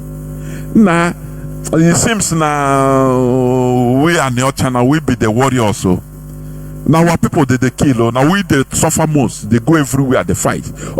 These other people are somehow lazy. Now half year we say now, I see not true. Even we ourselves, our people, we are warriors. It seems these other people, the quarrel started among them. Now, in order to settle that quarrel, they say, okay, if that's the case, let us see who will lose now. Everybody go and defend your zone. That is the fall of Ekumeku. If you don't know. And that is that sectarianism, that clanism that has been going on in our land, in our head, in our life till today. If something is happening, injustice is being committed in Newi, other places in Imo, in Olo, every other place in Enugu will be going their normal business as if nothing is happening. They will be watching it in social media as a film. Now wow, where it happen? Not be here now. It happen for Newi. We there here now. This kind of thing cannot happen here. If it happen here, say that we have boys now. Where is your voice? Why not rise up for what is happening against your brothers? Nigerians. This man, he said it. He summed it up. He said that is what gives them power as politicians, in order to, act with impunity. Because Nigerians are unresponsive, and that is the truth. That is why we are waking our people up. We must be responsive collectively responsive against this opposed of them. Some people might be saying, no, why are you entering into we don't care. We are not saying that any other person, I don't even know the names of other people that are competing. But anything apart from this killer, we have seen him. People that he destroyed their lives, burned houses everywhere, that should be alive today and be with us even in this struggle. But they are no more. They are dead. We should be alive in order to restore Biafra. You understand? We shouldn't allow a killer like that. He has written the result, yes, we know. But woe betide him that they are using, because they will suffer. This one, we are not hiding it. They will suffer. They will contend with the population afterwards. You understand? Continue listening to this man. I told you I is not a thief. Tell me one politician that stood here is not a thief. Tell me one politician that have stood here that is not a thief. This man is saying it. He has said this, I think 2 years back, and I played it here. He's repeating the same thing because he's frustrated. You cannot defend the people that don't understand the value of what you are doing. You cannot defend them. Instead, you go there and because they don't have the mental capability, the mental capacity to understand that look, we need to be collective in fighting against injustice or fighting injustice. No, everybody is tied to his selfishness, personal aggrandizement, personal money making, personal work, everything. But no person have time to fight for collectivity, and they don't know that is what fighting collective fight is. What is called civilization, the ability to be organized and fight for a cause, a common cause. That is civilization. The most advanced behavior, human behavior. That is civilization.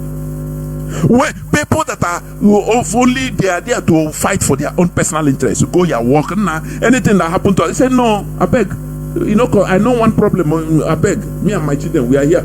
We don't want on a problem. We wanna go do on a fight. These are primitive people. That is what is called primitivity. Neanderthals, early men. They don't understand the need to be galvanized together in order to have a common fight for a common cause. Do you understand me? So that when I talk about being primitive, you understand what I mean. You understand? Now, when you check all this, you see that the Fulani, they are more civilized in this aspect. It's not being wearing suit and tie, wearing expensive clothes, and we are going on expensive car. No, that is not civilization at all. After all, orangutan, they fly private jet. Orangutans, they fly private jet. The Arabian princes, billionaires, they gather birds and animals and charter, fly them in their private jets. Does it change them from being orangutan, being in the most, clean environment or very wealthy environment? Does it change the fact that orangutan is orangutan? So it's not about wearing clothes or speaking English or or being wealthy. No, it is the brain, the head. You see what happens to your brother, you take it as it happened to you. You don't wait until the thing happened to you. If they say rise up, let us fight, you come out. That is civilization. If you understand, that is what the West, any policy anti-people perceived as anti-policy, or any injustice to one person in France or in Germany, people will come out. They don't wait for one person, for the thing to come and touch them. Do you understand? Do you remember in France last time? I said it here, I talked about it here. Last time in France, when one policeman caught a delinquent child of maybe whether 16 driving without driving license, the policeman stopped him. They know the guy is in police record, going and coming out from jail. He's a delinquent. Now the boy stopped and the policeman was talking to him. He said, give me your paper. He said, he don't want even mind. He moved the car. He said, if you move, I will shoot you. The boy moved the car and the policeman shot him on the head and he crashed and he's dead.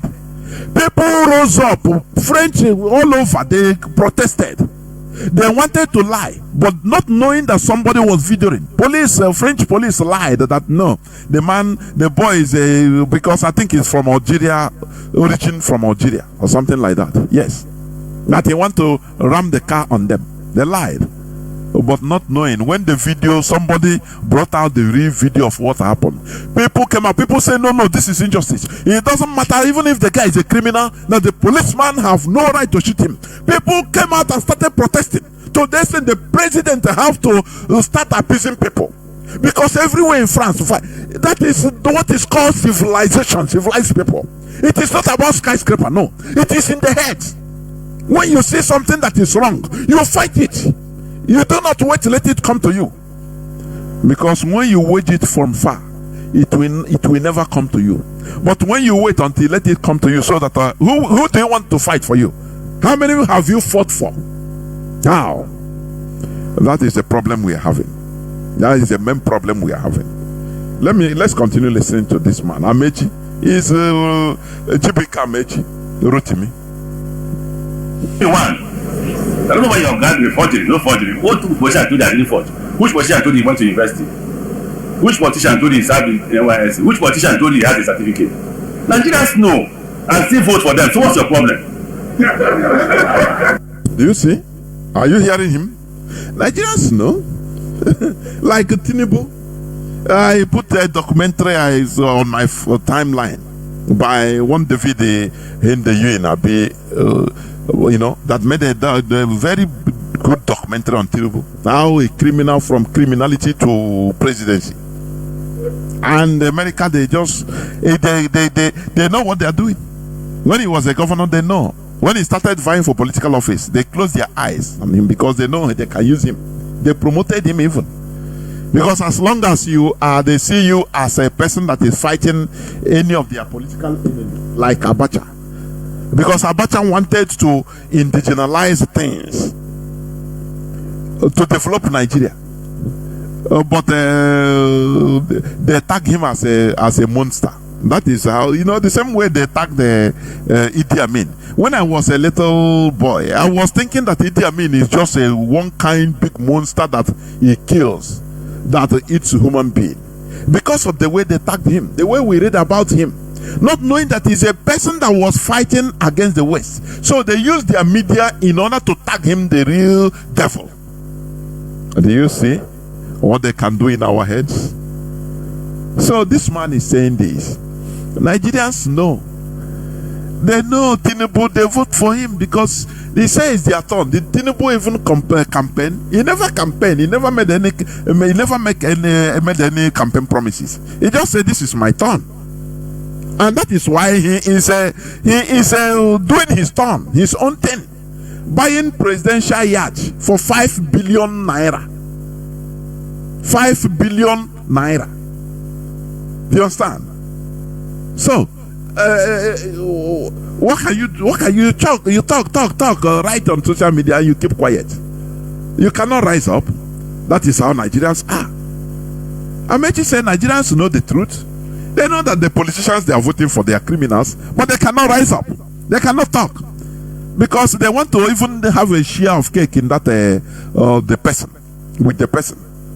You see why Nigeria is going backwards? That tomorrow is worse than today in Nigeria. Do you see that? They know. That's why politicians, they know Nigerians also. So when they go there, they are Nigerians anyway.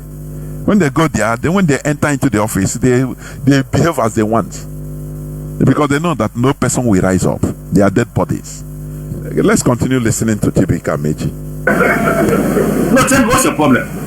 So I said, why should I speak when already there's nothing new? Okay, you observe Buhari's period. I will leave Port Harcourt 1 a.m. I arrive Abuja, leave Abuja 3 a.m. Somebody said they made Buhari. Did I say anything? I didn't say anything. It's not important.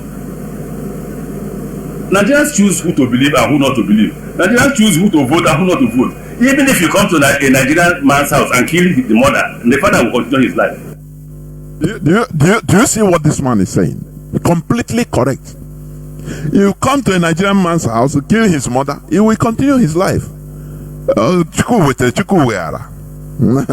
to church and they console him that it is the will of God. That they close your eye, let us pray.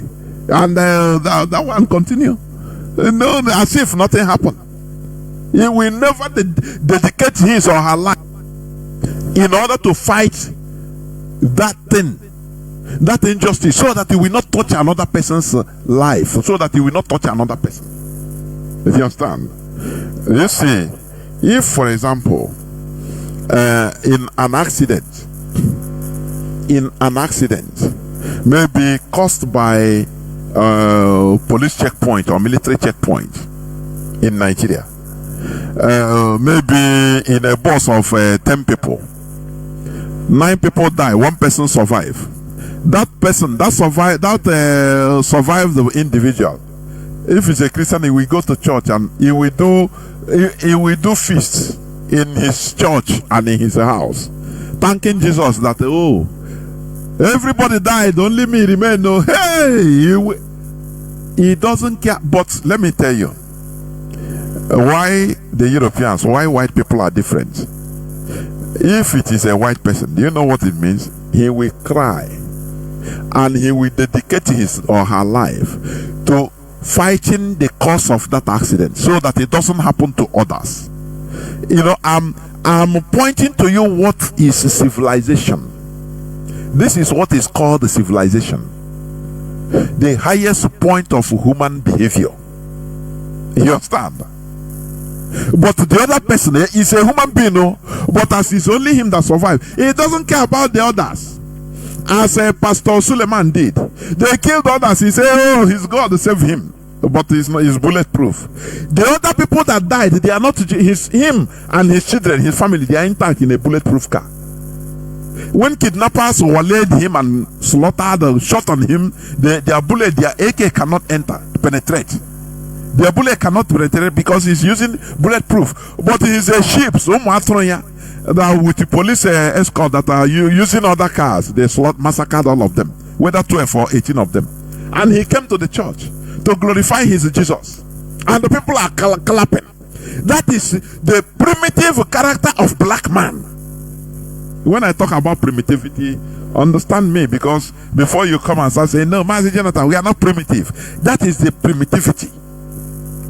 When you think and when you say, "Oh no, we wear nice clothes, we have good mansions, we have a private jet," it doesn't remove it, doesn't clear primitivity. It is the mentality that matters.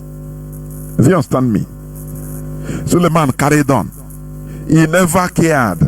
He glorified. He added to his followers, his sheep. They clapped that, oh, the man of God was saved. Others were slaughtered. It doesn't matter. Their life doesn't matter. Their life don't matter at all. That is how Nigerians behave, and it's a very Neanderthalic character, very primitive character. Continue listening. Nothing bothers you, nothing. So why do I waste my time? Yes, that's the original. So give it to me. You see it, so that you won't say tomorrow he brought photocopies. But when we get the artists, when we're talking about Buhari's government. So there's nothing that our chairman said that is new. Absolutely not new. I've said this several times. I've taken so many risks. I've said too many things. The fight from Goodluck's government to Buhari's government, you all knew about it. My aircraft was seized. I was shot at. If I was killed, what would happen? He was fighting for people. He was shot at. He said, had it been he was killed, what would happen? Nothing. Everybody will go back about it, their business. Do you see the difference between IPOB? Oh, that's why if you are a hardcore IPOB, if you're a genuine IPOB, check yourself. Know that you are sent. Do you see the difference between we and them? We fight injustice anywhere we see it. You understand? Even if our enemies are suffering injustice, we fight for them. We fight injustice, for them. But Nigerians don't do. They don't do it because they are primitive. That is that primitivity we want, primitive mentality that I want to see our people removing it, so that we stop seeing this state of a thing. Oh, it's Imo State. Oh, it's Anambra State. Before Imo Anambra Enugu, what were we? What were we? Don't you see when is it a Boni State governor? He said that, oh no, Obiano also said it.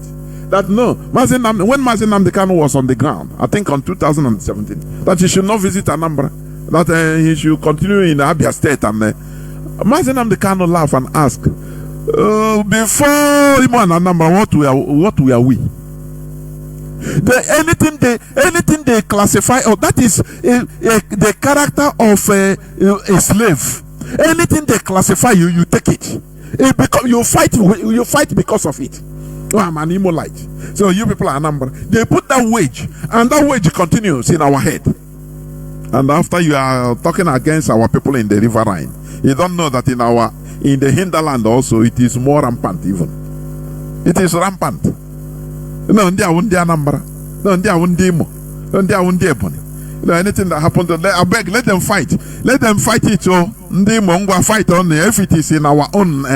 You see that we have men. It can never happen. It can never happen when the caliphate never remember you. If they remember you, you are nothing. Only you call yourself a state. You are nothing in the compared to the weight of Nigeria. You are nothing. For your information, it is only us when we join hands together. It is that time that we can have weight in order to be in a bunch, in order to fight. Let me continue, please. Let me continue. Nothing. So you would die a useless life. So what did I choose? I chose to stay in my house quietly. Fortunately for me, I got admission to study in Nigerian law school. And rule number one is, like they told me if I came here, you are our property. You have no right to go anywhere unless we permit you. That's the rule in the Nigerian law school. So anybody who says, why have I not seen you? I'm a student of Nigerian law school. I was like, graduate, I can't disobey them. So I chose not to speak again because there is nothing to say, and because Nigerians will do absolutely nothing. If you say a line up 10 Nigerians and shoot them tomorrow, and nothing will happen.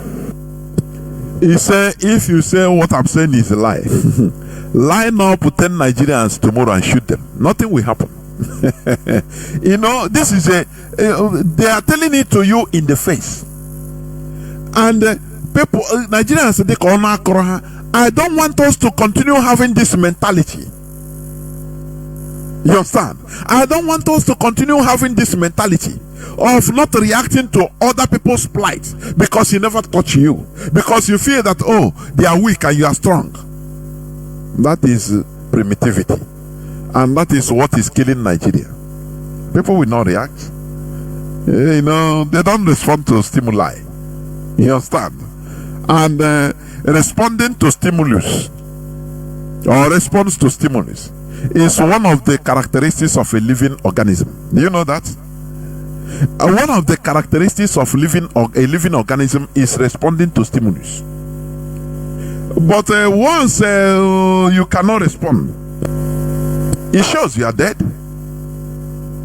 They pour you hot water, you don't shout, you don't make noise, you don't shake, you are dead. They pour you cold water, you are dead, you don't make noise. That's why I call Nigerians dead bodies. Do you think that we are just talking for talking sake? We are saying reality here, and this man is confirming it. Say there's nothing. You want him to go and start fighting for Nigerians so that they will kill him, and he said he will die a miserable death for nothing. So he better keep quiet and be enjoying his life. Let Nigerians suffer for themselves. That's it. That's why everybody wants to go up, so that it will be only personal, private, selfish fight. You will have contact. Anything that happens, you can call a commander, a Nigerian general is your friend. One police inspector general is your friend. What of people that don't have these people as friends? Do you see civilized brain, how he thinks? Oh, okay. You have a friend, so everybody must have somebody on top in order to intervene. What of people that don't, many more people that don't have contact of these people, then they are at whose mercy? Do you see it? But uncivilized primitive mentality don't think like this.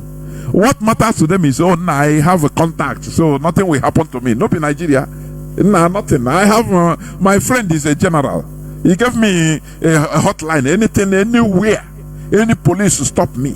Oh yeah, I'll call this number. Call, so that he will intervene. It's the way Nigeria is. Now, you ask, why don't you ask yourself, what of others that don't have this type of contact? So they don't live life. They are not supposed to live life. They are not supposed to live. Now, why not join together? Let's fight so that everybody will have equal protection without you having exceptional protection. That one is a privilege. Let us fight for that. Is fighting for our rights. When you hear Bob Marley singing, fight for your right. It is this right because a right is universal. It is not a privilege. You having a contact of a Nigerian military officer, or is your brother, or is your sister brother, or is your friend, to help you. Or when you bring a container, now bring it through me, so that because I have somebody, is a contact, is my friend. If you use your name, it will be seized. Now, why don't we fight for right, everybody's right, so that what A do, what Mr. X do, Mr. B will do it. What Dick will do, Mr. Harry will do it without fear. Do you see civilization mentality or civilized mentality thinking? Do you see the way they reason? Do you see the way we IPOBians we reason? Not individualistic, making your proper contacts, your selfish contacts, so that it will serve you. You become a tree that cannot even form a forest. Only you, very primitive mindset. The failure of Imo State is a failure of all southeastern states, for your information. You should understand that when Mazi Nnamdi Kanu he told us about how APC, the caliphate, was trying to form a triangle in southeast. They got it in Ebonyi, Imo. It's remaining one. That is why we fought at all costs to make sure that they don't put it in Anambra. It was a collective fight. A very collective fight. IPOB leadership, do you understand? But when it comes to others, he said, no, leave, it is them. Why are we selfish like this? Why? Let me continue playing this. If you say in fact, the worst thing about Nigerians is that even when you claim you're not committing any crime, and they pick you up tomorrow, we said it is a thief, Nigerians will join. They will cross it, and you go to prison for nothing. The greatest fear I have is being found in prison for nothing. And you can be found in prison for doing. So, I don't want to repeat what I used to say before, because you hold it against me. Those who are close to me know. We repeated yesterday. I will just only use one word. I won't use the rest. I say it's a hopeless situation. Let me stop here on this clip. Let me stop. If you want to know it, I know many of you must have gotten it. You understand? Now, I want to read IPOB latest press release concerning this election. IPOB latest press release before I open the lines. IPOB press release of the 3rd of wait, just hold on. I want to read it. It's long, but it is worth it. Tomorrow also I will go into more details with it, please. Tomorrow being Saturday, because tomorrow I will be on air, but we talk about Imo election, Imo governorship election. That is what we are going to do. We are going to continue on our religious discussions the upper Saturday after the election. Please. Now, let me read the press release. IPOB press release of the third day of 11th month being November 2023. IPOB named INEC officials drafted to Imo State and warned them not to rig the November 11 governorship election. What we are doing is not that we didn't know that it is not going to be rigged. Hope Uzodinma was not voted for, and he is there. There are people that they use in doing it, and there are people that they are going to use this time also in consolidating his power, his false power. These are the people that are going to bear the brunt. IPOB is saying it complete, direct, without mincing words, so that they understand.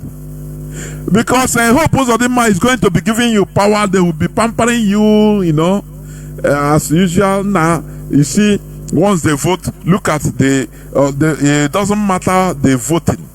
Look at the script you are going to read. Read this script. and they already promise you the money they are going to give you. You will take that money, but you are not going to eat it. Your family, you are putting your family in danger. Your house, your family, everything, you are putting them in danger. Because you have the people to contend with. After Hope Uzodinma must have used you to read the script he have put, I am telling you, he will leave you to the wolves. He don't care again. Once he have solidified himself into the power, you are all alone. Forget about what they are telling you. You are simply alone. They throw you to the wolf. They say, you know what they used to say? After all, I didn't pay him to do that. So if they kill him, waiting concern me. He have put him into power. So waiting concern him. It's a deal, and he accepted. Did I force him to accept? I didn't pay him. They paid you. That is what they will be saying after you are dead. After you are dead, remember your family. All these people, if you have brothers and sisters, mother, father, all these people, siblings, they should call and warn them, because their numbers are here. I will read them one by one. The global family and movement of the indigenous people of Biafra IPOB, ably led by the great and indefatigable liberator Mazi wants INEC not to throw Imo State into political crisis in the coming Imo State gubernatorial election. Everyone, as much as IPOB does not get involved, in the Nigerian fraudulent political selection called election, nonetheless, we are not going to be silent and watch the Nigerian government use corrupt INEC officials to perpetuate evil in Imo State and by extension the Southeast region. Everyone is familiar with INEC's fraudulent activities during elections in Nigeria. INEC is not independent, but fully dependent on the government in power or to any money bag politician who lines their pockets. However, in this coming election in Imo State, INEC officials must be very circumspect not to throw Imo State into crisis by becoming willing tools to renew another 4 years mandate of suffering, hunger, and killings.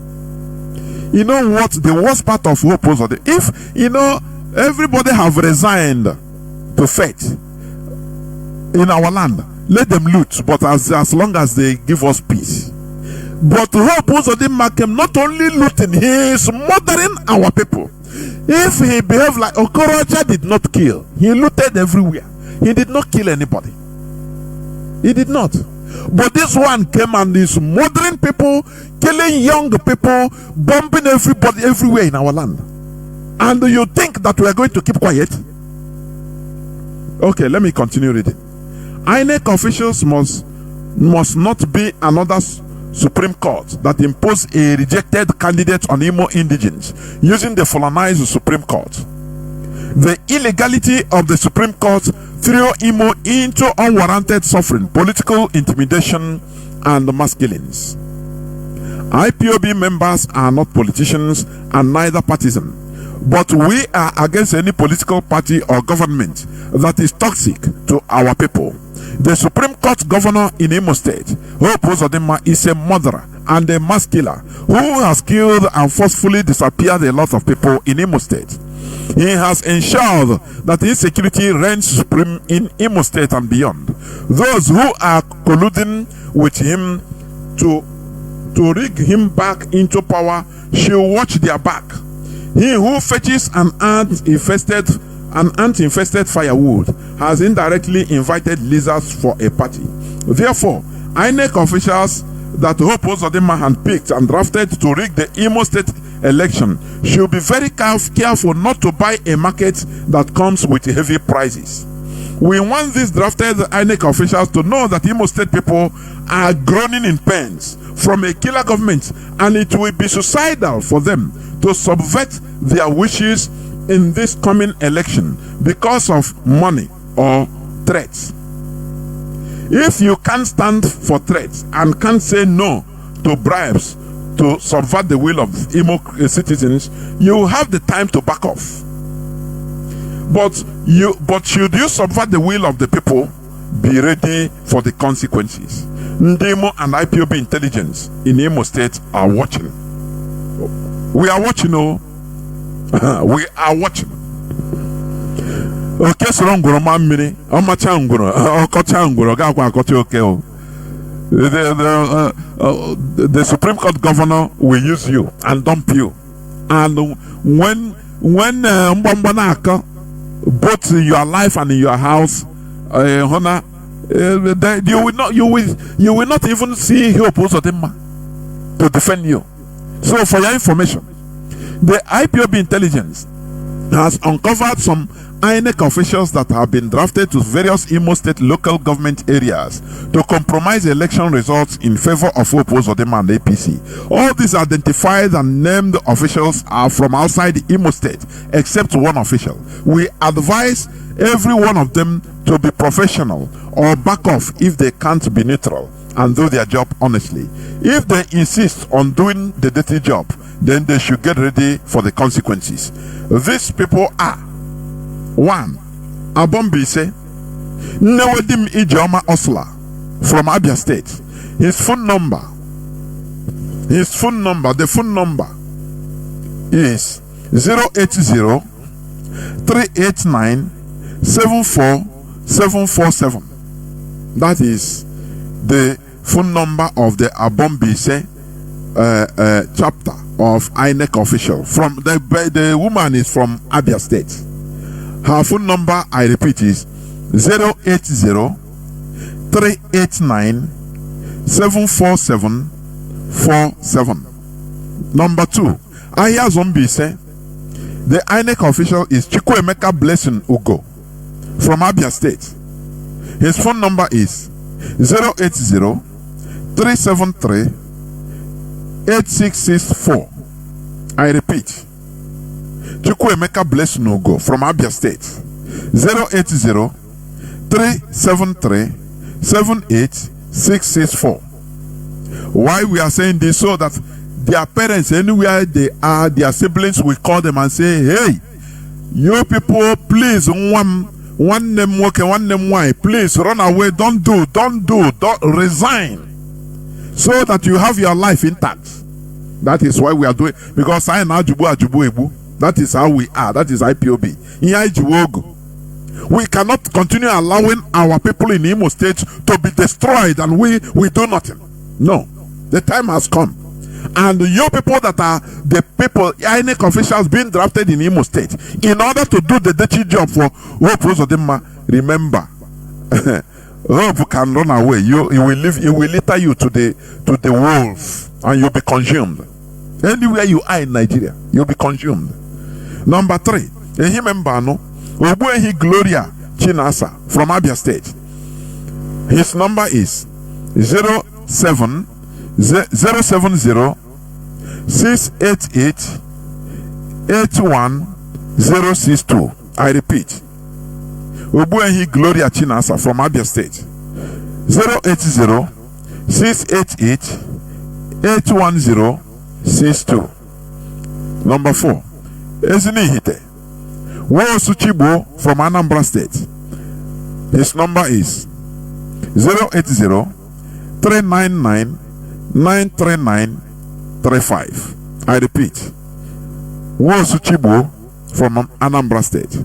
080 399 93935. Number 5, Idato Not Onwaswanya Anthony Ndoka from Anambra State. The number is 080 33 802 213. I repeat, Anthony Ndoka from Anambra State. 080 33 802 213. People can call them and warn them all. That's why we are releasing their numbers. Number 6, Idato South. Ahumi be praye Ihubam from Bayelsa State. His number is 080 354 35712. I repeat, Ahumi be praye Ihubam from Bayelsa State. 080 354 35712. Number 7. Ihito Obama. Eze Abasile Keme Felix from Anambra. His number is 00333258855. I repeat. Eze Abasile Keme Felix from Anambra State. 00333258855. Number 8. Ikedru Omeje Ikemechukwu Peter from Enugu State. The numbers are, you have to know, this one has 2 numbers. 080-330-2490. I repeat, 080-330-24090. The second number is 080-330-24090. I think it's the same number. Number 9. Isi Alambano.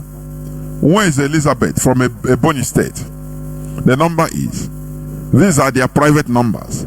080-305-23663. I repeat, where is Elizabeth from Ebonyi State? 080-305-23663. Number 10. From Isu Asagwara Ikechukwu from Abia State. Number is 080-377-83141. I repeat, Asagwara Ikechukwu from Abia State. 080-377-83141. Number 11. Mbitoli Nwabisi Teresa Nkiroka from Enugu State. Her number is 080-371-24769. I repeat, Nwabisi Teresa Nkiroka from Enugu State.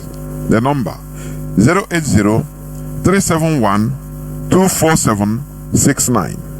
Number 12. Ngokpala Obuishi Richardson Ikechukwu from Enugu State. The number is 080-363-69580. I repeat, 080-363-69580. Number 13. Njaba Nwankwo Nkemakolam from Abia State. The number is 080-358-77989. I repeat, Nwankwo Nkemakolam from Abia State. 080-358-77989. Number 14. Nkwere Okpara Elom Ifeoma Antonia, Enugu State. The number is 080-309-65095. I repeat, Okpara Elom Ifeoma Antonia from Enugu State. Her number is 080-309-65095. Number 15. Wangele Obete Chinyere Vivian, Enugu State, from Enugu State. 070-654-08830. I repeat, 070-654-08830. Number 16. Obo Nnonyelum Benjamin from Enugu State. The number is 080-359-25625. I repeat, Nnonyelum Benjamin from Enugu State. His number is 080-359-25625. Number 17. Uguta Obi Echiche Ozioma from Abia State. The number is, he has two numbers, 070 347 40374. I repeat, 070 347 40374. The second number is 070 115 76162. I repeat, 070 115 76162. On Hajebema, Wosu Noel Ikenna from Abia State. The number is 080 359 88355. I repeat, Wosu Noel Ikenna from Abia State.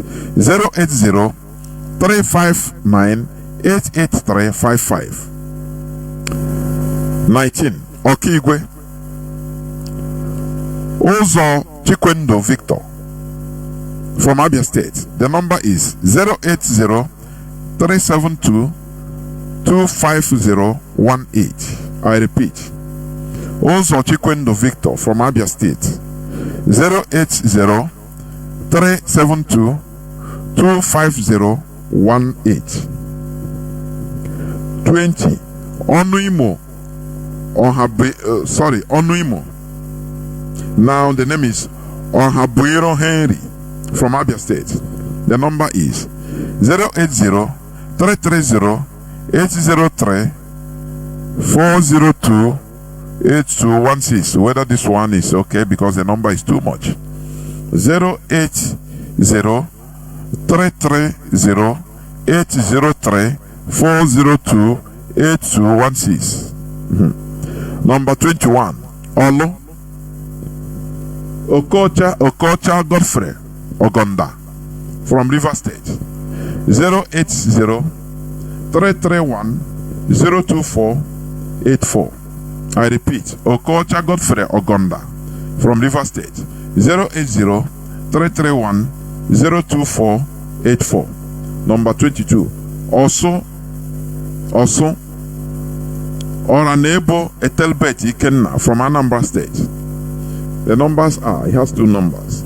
080 339 34168. I repeat, Oranebo Etelbet Ikenna from Anambra State. 080 339 34168. The second number is 080 787 14117. 080 787 14117. 23. Uru East. Okoli Abadnego from Anambra State. 080 345 10714.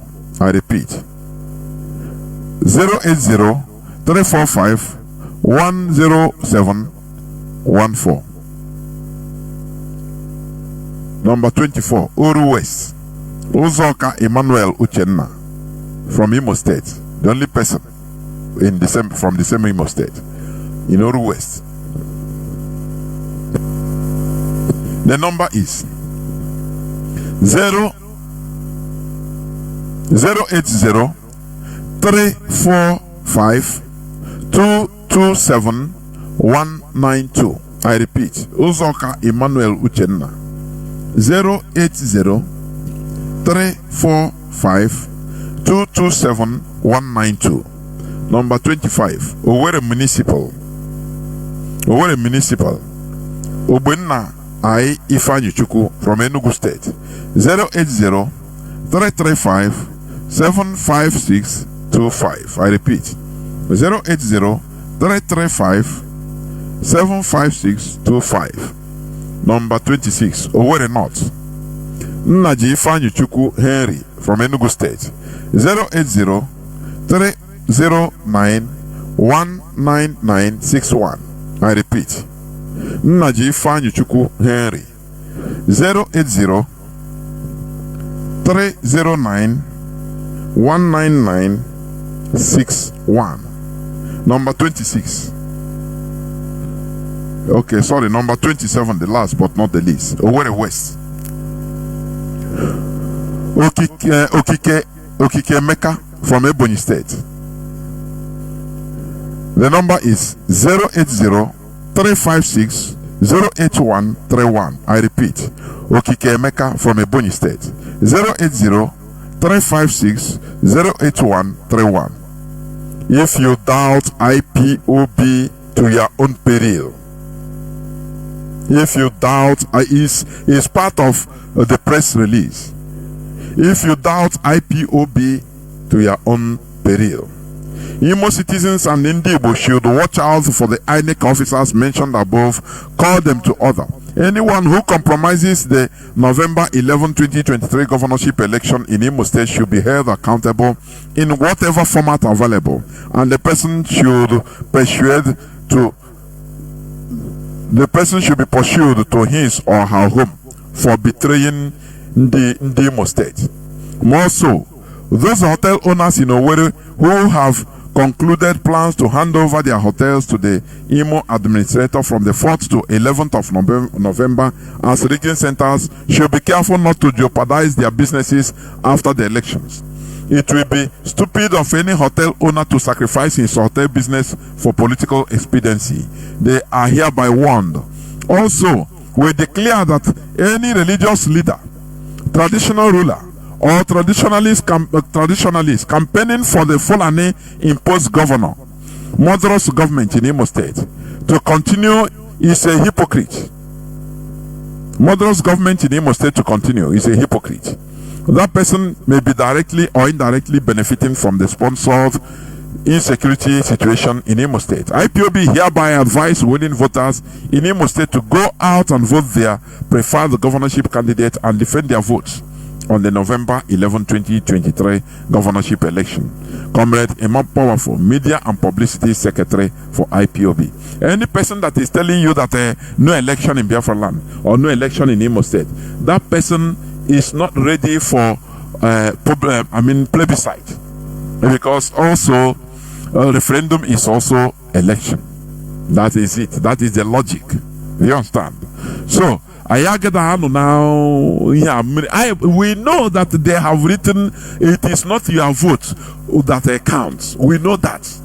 Absolutely. We are sure. We know that they have written all the people. But that is why we call all these INEC officials that are going to be handed over the results, with their own results written, for them to read it. Things will not be business as usual. That is the reality. This is where I'm going to stop and go into few minutes break, so that when I come back, I will open the lines so that people will start calling in. We know that this one they call Ebuka.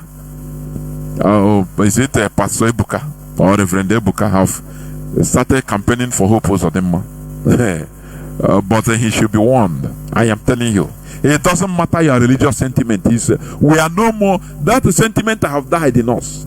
We don't have all those things again. These people are leeches, vampire. They are benefiting. If you are benefiting from blood money, you are also sucking blood. That's why we will never tolerate them, because they are criminal leeches, vampires, all of them. I will go into a few minutes break, so that when I come back, I will open the lines so that people will start calling. Please do not go away. I'll be right back. The beginning is to say to you that if some Nigerians were telling you that you shouldn't have given me an opportunity to speak, tell them that so many television houses and individuals have approached me to speak on different issues since I left office, and I declined. 2 reasons why did I decline? 2 reasons. My publicist said don't speak, and I chose to be my publicist, and he's very angry that I'm speaking today. He knows. Second reason, what is new to say? Nigerians don't react to anything. Has any politician told you that he's not a thief? Tell me one politician has told you that he's not a thief. Tell me one. I don't know why you're glad with forgery. No forgery. What politician told you that he didn't forge? Which politician told you he went to university? Which politician told you he served in NYSC? Which politician told you he has a certificate? Nigerians know and still vote for them. So what's your problem? No, tell me, what's your problem? So I said, why should I speak when already there's nothing new? Okay, you observe Buhari's period. I will leave Port Harcourt 1 a.m. I arrive Abuja, I leave Abuja 3 a.m. Somebody said they made Buhari. Did I say anything? I didn't say anything. It's not important. Nigerians choose who to believe and who not to believe. Nigerians choose who to vote and who not to vote. Even if you come to a Nigerian man's house and kill the mother, the father will continue his life.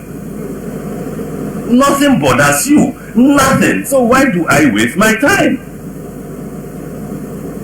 Yes, that's the original. So give it to me. You see it? So that you won't say tomorrow he brought photocopies. But when we get there, that is when we're talking about Buhari's government. So there's nothing that our chairman said that is new. Absolutely not new. I've said it several times. I've taken so many risks. I've said too many things. The fight from Goodluck's government to Buhari's government, you all knew about it. My aircraft was seized. I was shot at. If I was killed, what will happen? Nothing. So you would die a useless life. So what did I choose? I chose to stay in my house quietly. Fortunately for me, I got admission to study in Nigerian law school.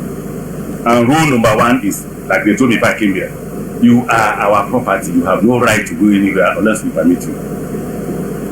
That's the rule in the Nigerian law school. So anybody who says, why have I not seen you? I'm a student of Nigerian law school. Until I graduate, I can't disobey them. So I chose not to speak again because there is nothing to say, and because Nigerians will do absolutely nothing. If you say it's a line up 10 Nigerians and shoot them tomorrow, and nothing will happen. If you say it's a lie, in fact, the worst thing about Nigerians is that even when you claim you're not committing any crime, and they pick you up tomorrow, we said it is a thief, Nigerians will join. They will cross it, and you go to prison for nothing. The greatest fear I have is being found in prison for nothing. And you can be found in prison for doing. So I don't want to repeat what I used to say before because you hold it against me. Those who are close to me know. We repeated yesterday. I will just only use one word. I won't use the rest. I say it's a hopeless situation. Is it a lie?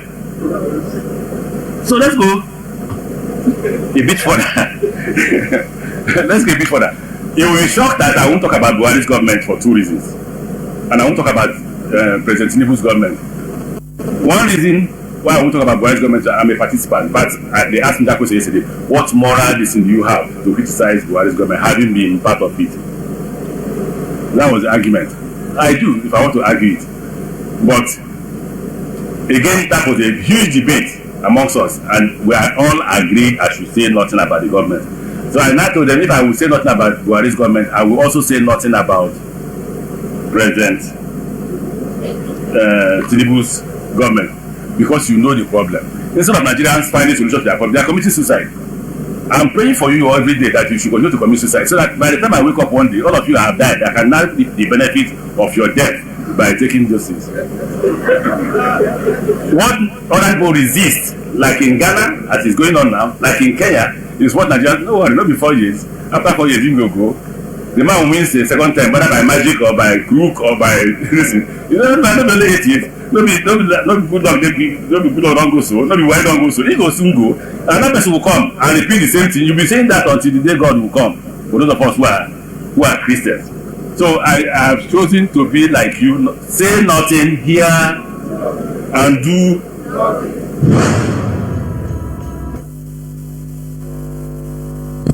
Welcome back. This is Radio Biafra House of Service coming to you through Radio Biafra London. My name remains Mazi Chinedu from Alo province of Biafra land. And we are here live and direct. Today is the 3rd day of November 2023. Tata Bo Uboche Nkwo. We are live and direct. Our lines are now open. Our direct line is +1 213-328-6224. I repeat, +1 213-328-6224. Our WhatsApp and Signal line is +61 405 142 547. I repeat, +61 405 142 547. We are talking about the issue at hand, and the Imo State election is there. We will never stop talking about what directly concerns us, concerns our people, because we need to be alive in order to restore Biafra. We cannot and we should not allow a killer, a vampire, bloodsucker, in order to continue in what he's doing, the rampage, unstopped. No. That's why we are warning people. We are warning people that are going to be used, the INEC officials. You people who pose them, we leave you people to the wolves to contend with the people. Therefore, I have callers already lining up. Caller on direct line, welcome to the program. Can you hear me? You are the first caller. Yes, Mazi Jonathan. Yes, Mazi Jonathan. Good evening, sir. Just a very quick one. My name is Asuraha, calling you from Atlanta, Georgia. So, thank you very much for reading out the names of those IMF people that are going to officiate that election. These people should understand one thing, that everybody is angry. Everybody is angry based on what just happened on the February 23rd about the Nigerian election that was rigged, that DCJ took over. So now this thing concerns that this election is very critical for us here in Owerri. So I think it's what we have to do. For me and myself, I get load of cars coming from maybe Monday or whatever. All we have a harassing phone call. As many people as I can call and now harass on the phone. You come together, you better do the right thing, because if not, all your information will have it on you have it on Facebook. Harassing phone call on Facebook, I'm being honest. I'm going to call them myself. Because these people we are playing. They think we are really playing. After this model has murdered a whole lot of people, yeah, they want to come in and rig as they always rig. If you don't do this thing this way, this one I'm not doing. Honestly, I will on my own self. Whoever wants to do will do, but I'll do it my own self. That's all I wanted to say, because you see better. There were, and that is it. Caller on direct line, welcome to the program. Go on, please, before I pick other calls that are waiting. Caller on direct line, please go on. There were Mazi. Thank you so much. Yes, my name is Hugo. I'm calling from the blessed land of Biafra. Mazi, see, this people you mentioned, it is clear that they are the agents of the evil killer in Imo State. Maybe many of them may be thinking that that man is a good man before supporting him. They are the ones that participated when they say he contest and became the last person. But somebody that has a conscience, if you are working with that evil man and you see him, watching him this time around, doing all the evil activities, killings of innocent citizens, and you still want to support it, simply means that you don't have a good heart. You are a very wicked person. The warning from this platform is coming to all of you, because our people are getting this information. We are spreading it for it to tell over your sister, over your brother, among the people that they mentioned their number. Call him or her to warn him to run away from this evil, because it's going to consume any of them that continue to condone evil and participate in promoting the useless satanic agent of darkness, who is the Supreme Court window governor. We don't want him. We never wanted him before. That is the reason why this time around we can never welcome him. So you better do that. I want to continue to say this, Mazi. Our people, long truth is killing our people. It is time for you to, when you see that food that after eating it you will die, why can't you run from that food? Thank you so much, Mazi. There were Mazi. Thank you very much. Caller on WhatsApp, welcome to the program. Can you hear me? Caller on WhatsApp. Good evening, There were Eleke no one bombo na sumbe biko arịọ ka nna arịọ ọnụ biko were nọmba obulisi ejezi ekpo ya ka edepụta type ọ gazi odiwe mba niile because I got publicity out there everywhere. Yes, because I because our preach every day, every blessed day. Sentiment.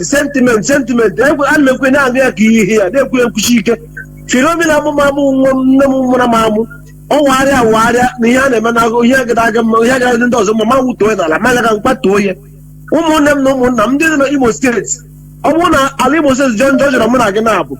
Allo John George Ramanaganabu. Alan Java John George Ramanaganabu. Because give a film all the back on. Magi supporter under the line capital. Bundozo Bunda, Ndabese Cap of Guiding a Jacola who every season that when that guys is Mazi, I got one phone, I want a phone, own case that now. No, all opposite the movie election when the Yania. Oh, one knows the way when the no warrior, and no warrior, no what happened this and the way election, In then kids go by Animo States. Or what I had to go to Animo States, or Conja KG Banya, Komiki go Yako, and I'm second election. But the money has nature election got men election. Men election come out no if one up for the bonus or dear. Oh, no so look at them here. No, do no man. One who got 8 votes. I didn't have one I got on the actual in the Gawa. Man, no, see that now.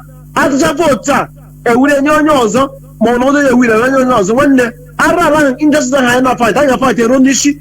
Naga, Jacka, Chiramura. I can hardly see Chiraponola, I agree because all the office enough. As a man get a Conya, Munaga Hasiaso.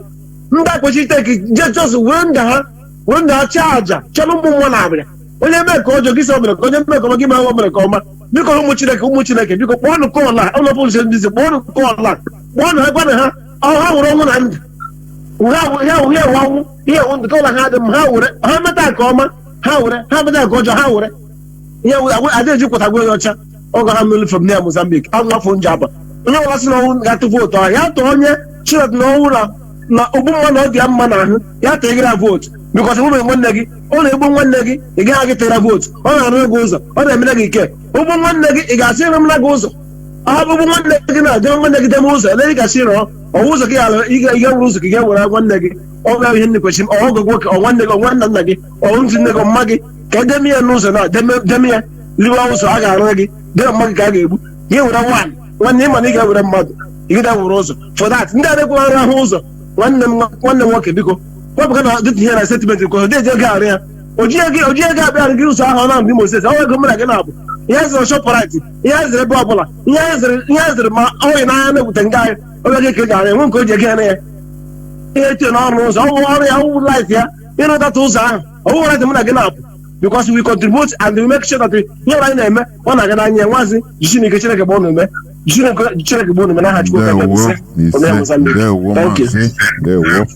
There were.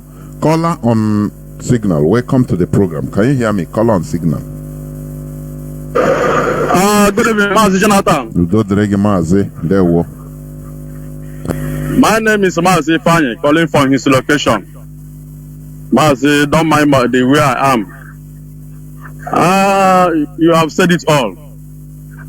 And we are watching them. Mazi, let me tell you one thing. Nigeria youth are dead bodies. To the extent of, being mugus and the fools of themselves. Mazi, they massacre people at Lekki. Instead of Nigeria youth to rise up and the protest, they went to social media bloggers, using it as a caricature. Mazi, George Floyd was killed by white men. Nigeria youth dead bodies now rise up and protesting someone that was killed far away to US. But on their own domot, they feel less concerned. Just look at the clip that you are playing about the Chibika Mechi. That imbecile, let me call him imbecile. That Mumu. You see the clip you played. That's the truth. Because if you wake up or come out and protest for the betterment of this zoo, and in that process, the person was killed. No uprising, nobody will fight for you. And that is the fact. And that's what all of them know. And those so-called politicians, they know too. And that's why Nigeria is a field of looters. Come and loot for your own. Just loot. Come and thief as much as you like. Nobody will query you. Nobody will answer you. It's none of anybody's business. And that is why Nigeria will remain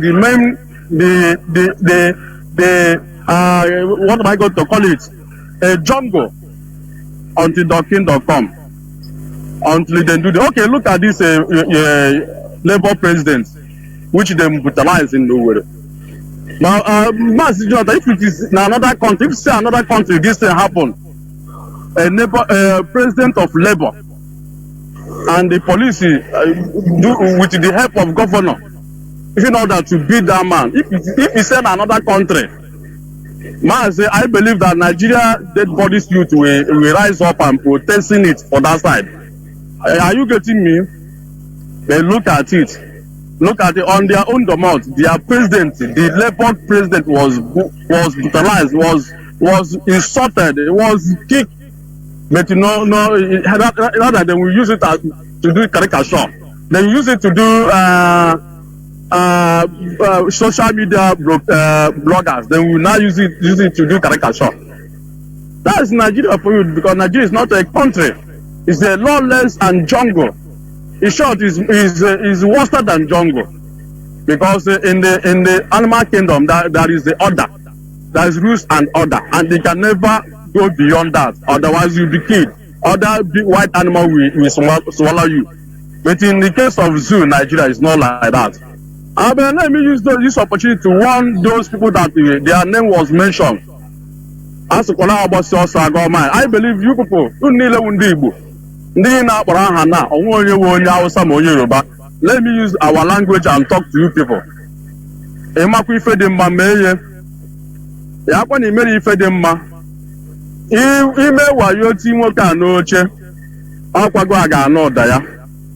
Because that's now what's also government. And also I'm warning them seriously. And also I'm warning their village. If you know them, your name and they have on the village. As you are hearing my voice, even if Niwes and PG, you know these people are Biafra, because they Biafra way back and try to call them in order. Because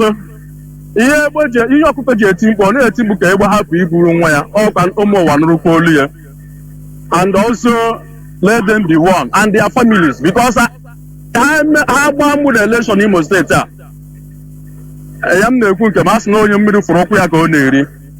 We must come after them, because we have decided to liberate ourselves. We have decided to make our place to be peaceful. But they have continue to eat the money of blood of our people. We are the hope of the money is killing our people in Imo State, and then decide to take the same money of blood to eat to finance their family. I promise them, even that their family that's going to benefit that money can never live to eat that money.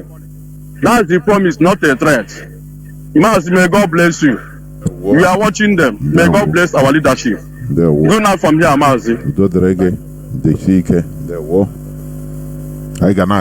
We must continue, because we must take what belongs to us. Let me caller on WhatsApp. Hold on. Let me pick this call on direct line. Call on direct line, Mazi. Can you hear me? Welcome to the program. Yes, good evening, sir. There we Yeah. Good evening, Mazi, and the camera. We love you so much.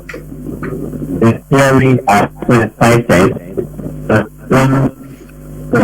that have been elected from the director of the are not being one by one, repeated.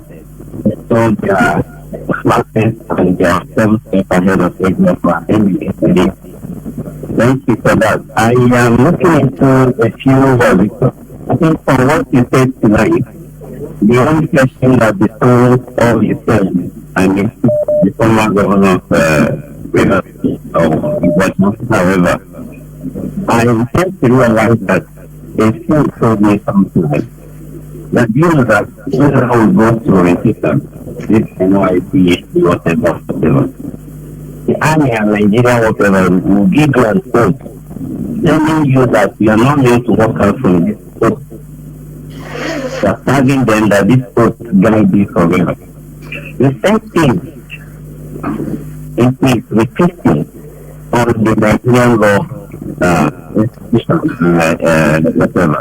Then it simply means that what he has seen is not a history. It's something he experienced and something visible. And not only because he is exonerated from all the evil he has done in the past, but I'm saying this because these people have made to realign the acknowledge that what the politician told him. One politician from other state told me something. When we were arguing 4 or 5 years ago, he said to me, do you think that we value all this prayer when people pray for us in return? I said, I don't understand, sir. He said, yes. Like these people are with us, and you didn't know me that you know what we are doing. We don't value this prayer we pray, whether you pray for the leader or don't pray. When we are here in business, we do our thing, we work. You understand? So, what I'm saying is that everything that is playing out because the mission of the doctrination of religion that have paved way to bring us to compare to this level. Because when you are saying that some people will tell me and one is saying another, it is good to praise them. The reason is this: these people have collectively walked in the direction of their Quran. Not now. If you quote the scripture, they tell you that Bible is written to direct. Do you understand? Now, why is it that the same Bible is not telling you that these people are using you as a slave? Imagine a politician coming to the state to say a thanksgiving after winning a nation. Imagine a politician coming to the pulpit to use it as a campaign ground. Imagine a politician using land to lobby the and whoever pages within the Christian world. So, is it not good we realize that IPOP is the best? Consistency is our name.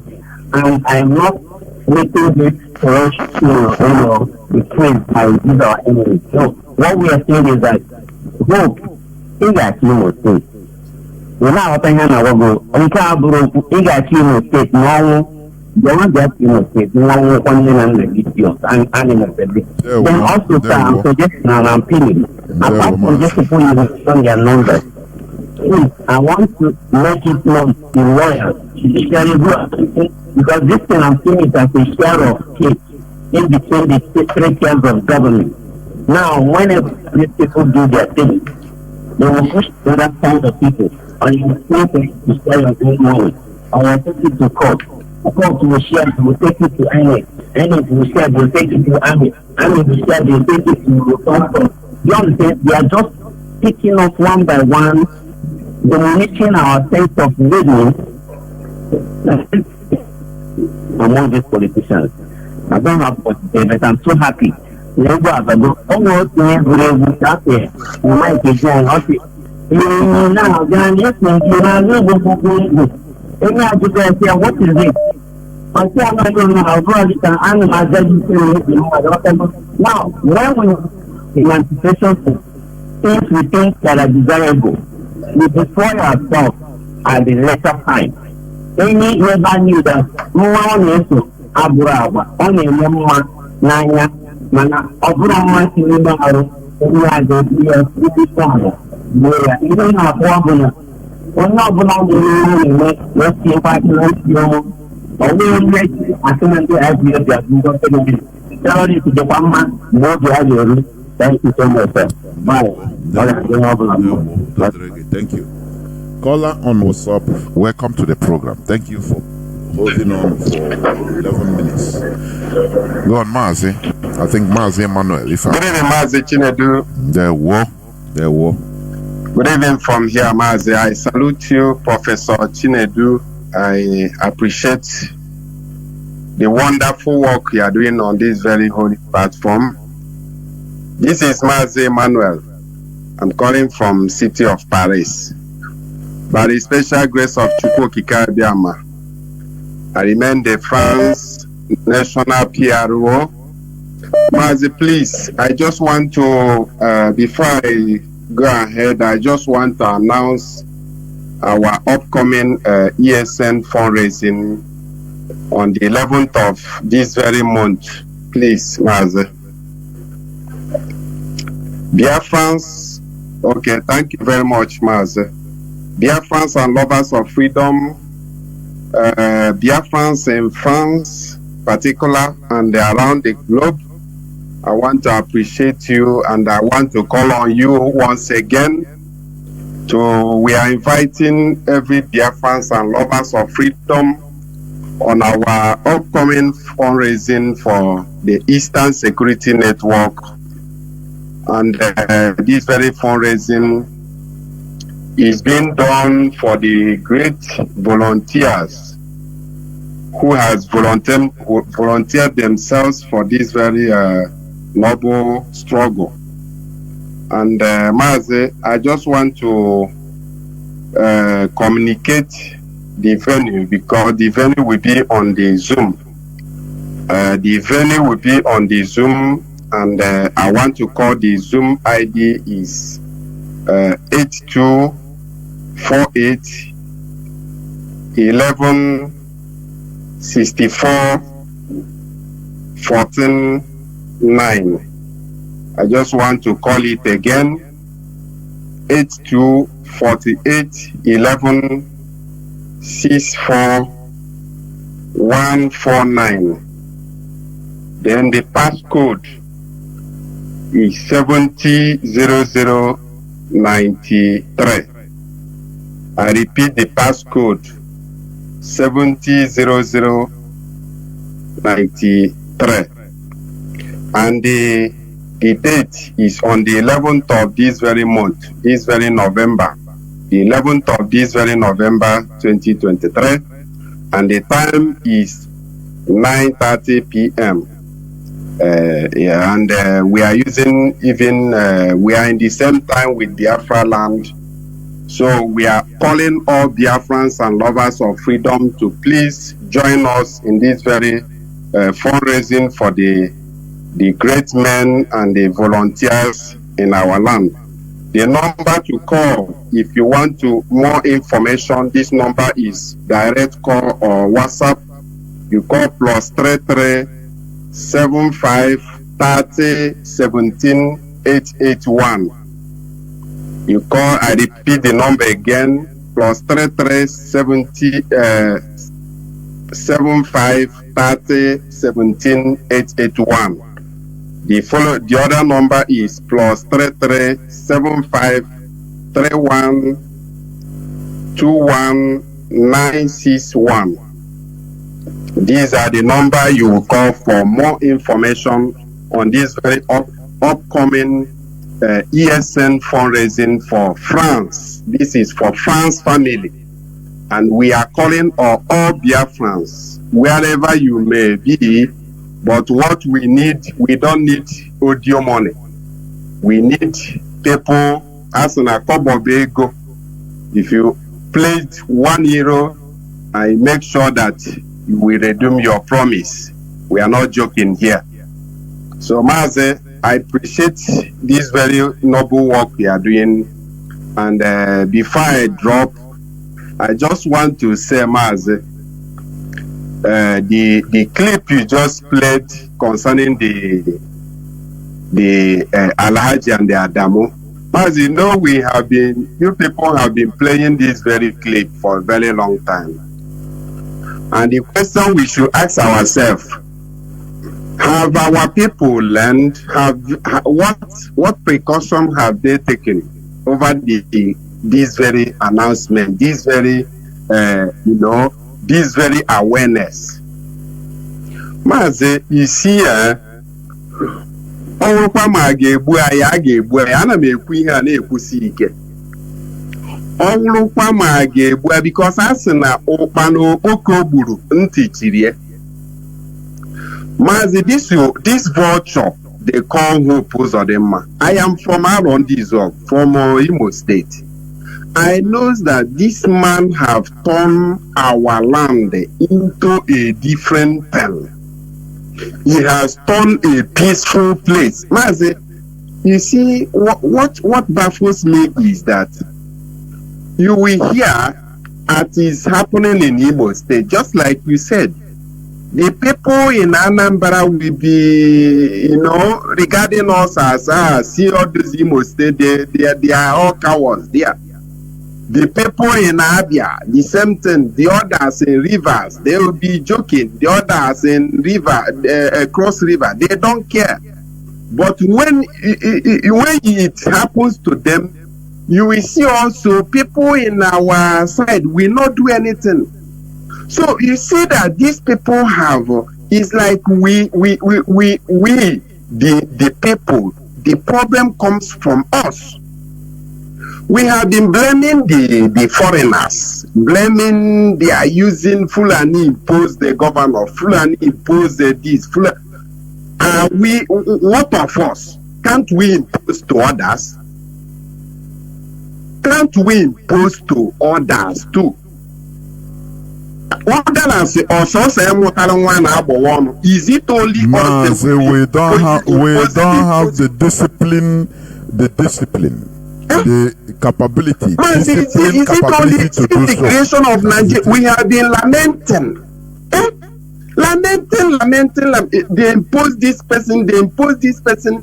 Okay, what of you people, Igbo people, Biafrans? What of you people? What are you? Do you people, are you in this world just to collect useless naira or collect bribe alone? After selling your land, where are you going to live? After selling off your land, are you going to stay in Lagos? Are you going to stay in Europe? Are you going to stay in America? So when you sell off your land, then you run and go to another person's land. When those people started maltreating you, you will start crying. You will start saying they are racist. They hate Igbo people. They hate Biafrans. But your own land, you are selling it away to others. Mazi, is it not juju? No be juju be this. No be mumu. Mazi, continue your good work. But here we are going nowhere. Thank you very much, Mazi. I don't want to hold much of your time. Thank you. Just before call on signal, hold on. Just like what Mazi said, or is it only lamenting? The character we are displaying also. Being accomplice in undoing ourselves. Look at the testimony of the kidnapped prelates. The Church of England, the prelate, Anglican prelate, that paid 100 million naira within 24 hours. He testified that they carry him across the road in Lokbantadia. They carried him across the road, and people are not far. He said with cows that there are people that are coming. You mean local people? If they are passing, they don't have any problem with them. Because they used to signal with a light to show that they are local people, which means they are compromised. In order to kidnap and kill their own brothers. Do you see how bad it is? Instead of fighting the evil, now our people will just, combine with the evil itself in order to get small things. That is what happened during slave trading. That is why some of our people are engaged in selling their own people. That is the reality. That is why I continue persisting that what is happening to us, because of our primitive state of mind, primitivity is among the things that is causing our problems. Until we civilize our brain, which the wind is coming. The wind has come through Mazi Nnamdi Kanu to civilize our mind. I am telling you. When we cannot fight for collectivity, as Mazi asked, why can't we impose on others? How can we impose when we don't have the discipline required to do so? Do you think that what Fulani are doing is easy? Do you think to organize the people is easy? Do you think so? That is a kind of advancement, mental advancement, for them to be disciplined, to focus on a common cause. Something we don't have, except the Mazi Kanu brought IPOB. Before you Igbo man will ask you now, if the question will start questioning you, no go and answer moto, or go and enyemego, or everything they want no go. They don't care about our collective interests. That is primitive character, and that is one of the sources of our problems. Caller on signal, welcome to the program. Can you hear me? Hey, Jonathan, good evening. There were Mazi. Okay, and Jonathan, Biafrans and lovers of freedom. My name is Mazi. I'm speaking from my location. Mazi, today on, your program is thought-provoking. And the truth of the matter is just what you said. Our people are a special kind of people that I have never seen in any other race in this world. How do you know a people? You know a people through the way they communicate with one another in their homeland. So our land, in Biafra land, and see how we relate. You see our people relating in our homeland as if they are relating with strangers living together. People speak English in families, in their homes, in their kitchen. They speak English to their children. So which other race in this world behave that way? I've never seen any other race. It's only Biafrans. So this is the problem of our people. Our people have allowed Western influence to take over originality from us. We are no longer original people as per se. The only original Biafrans we have are the ones in IPOB. That's every Biafran, as far as you're a human being and you know the good and bad. These are people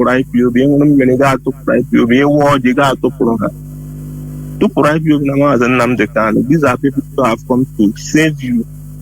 Look at the clip Mazi played concerning Alhaji and Kunle. You know that today is I come down to listen to the thing that came out from that Tajin Shetima. And he's the vice president today. And what has he said there that they have not implemented and are still doing? But our people are not just thinking. Look at the religious angle. Whatever that is being brought to us, they would always use it to divide us instead of to unite us. The religious, we are the highest in religion as far as Nigeria is concerned. Look at every other race today. They are using their own to galvanize their people. Rather, we are using our own to divide ourselves. Is it the political aspect of it? We are using the politics here to even make our land hostile. All Jews are boosted and freely give law banter.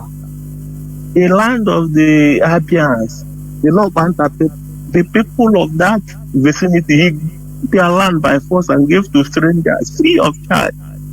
Establish a cattle colony for them, thereby they use that as a subterfuge to come and begin to kill and massacre. Look at the report coming out from Abia State.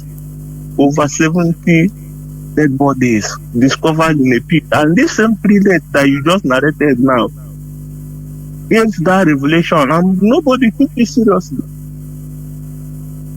Look at the one that, what is it called?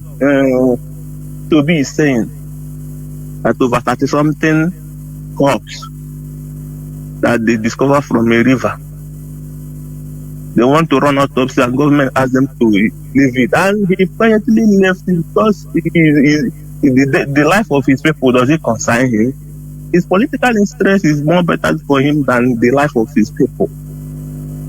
This is the politics of self-denial that our people have engaged that has destroyed our land completely for the coming of IPOB. And I would dive into the Imo State politics.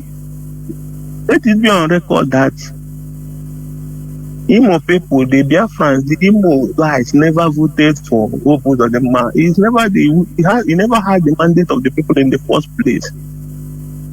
This is a man who didn't even contest for election. But they even gave him fourth position on that very election. He didn't come third, second, or even top of first, but Supreme Court imposed him on Imo people. And immediately they imposed him on Imo people, a follow-up action was him being someone on a Security Council meeting where all the military and Fulanis surrounded him, gave him a pen and paper to begin to sign, because we go to the genesis of the problem, to begin to sign what he will hand over to them, where he will open the land for Ruga, for Fulani to flood and begin to destroy the land, which he's doing today. He wrote more than 5 pages of what he will do. Those are the things he's accomplishing. Those are the things the Imolites today are suffering, that nobody, not the only, because if you go first in Biafra land, there is no tourist center. It's only Imo State that is coming up as a tourist ground where people fly from different parts of the country to come and enjoy their relax on weekend after they are hustling for the week. But the Fulani Caliphate, we are not happy that there is a city in Igbo land that is coming up little by little. They destroyed it. The same way they destroyed Akwa Ibom State. Remember, what is it called? Yes, Cross River. The time of Donald Duke. This man did what we call kidnapper, a kind of mini, how will I even put it? He built a magnificent tourist center. He was planning a project he planned. Federal government through Obasanjo destroyed that particular project. Napa become a forgotten history in Nigeria. This is how they have kept their policy of underdeveloped Biafra and the Eastern region. But our people are there, fighting for the crumbs that is falling from the master's table. Yes, our president said it all. So that is listening to my voice today, and you know that your brother's name, or somebody that knows somebody that knows somebody you know, name is being mentioned among these people, that these 27 persons that are being listed, that are the INEC officials who are going to help you go to the Imo State election. It's better for you to begin to call them now, because as him, I have a mad getting on. Equal man, okay. Ebukunte. Eburishin Tesoria. He may make you because he has a Richard accused of a run a dendo. Or what people taking a phone, but one has seen Halefania. I feel be a deal on. I have been to Bumba, I have been to the money. I did on one as far as I say.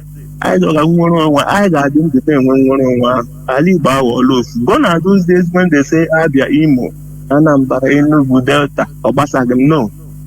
We are now under one umbrella, people pursuing our cause, and any state that will be a setback because I think they have done it. When America and Irish school in that state is what they have denied us for over years, that made our political elite irrelevant in Nigeria, that they always beg for their stomach. Look at what Ahmed is saying, because he knows that even if he died today, the people are not ready to fight for him. But with the IPOB and Biafrans, Amazi Nnamdi Kanu has come to protect what is rightly ours. Imo is the heartland of Biafra. So anything that affects Imo affects entire Biafra land. And nobody should say it's for Imo, it's not for my people. We don't want to hear such division, or one division mentality in our land again. Then and now is the time of awakening. It's the time of reuniting. If you listen to Mazi program, you see the Igodomigos, the Riverine brothers are here blasting, telling you how it's supposed to be. So we are moving in one force, one direction. Every Imo indigene, this must go to my Imo brothers, the youth especially, who possess support in Hojo. Those of some of you in Biafra land in Imo State, we must tell ourselves the truth. The way we support some of these politicians because of Egon Kowa or the job, we can't be architect for our own downfall. It's not done. The chief priest the other day was moving around campaigning for hope with they are campaigning for this with the learning just because of what? Political relevancy or in all the please and please. Come 11th of November, please let us say no to anything that will set us back. So please, as I will leave it there. Continue your good work. There were Mazi. Thank you very much. Caller on WhatsApp, welcome to the program as we are slowly winding down towards the end of the program. Caller on WhatsApp, can you hear me? Yeah, I can hear you, Mazi. Good evening, sir. There were Mazi. Welcome to the program.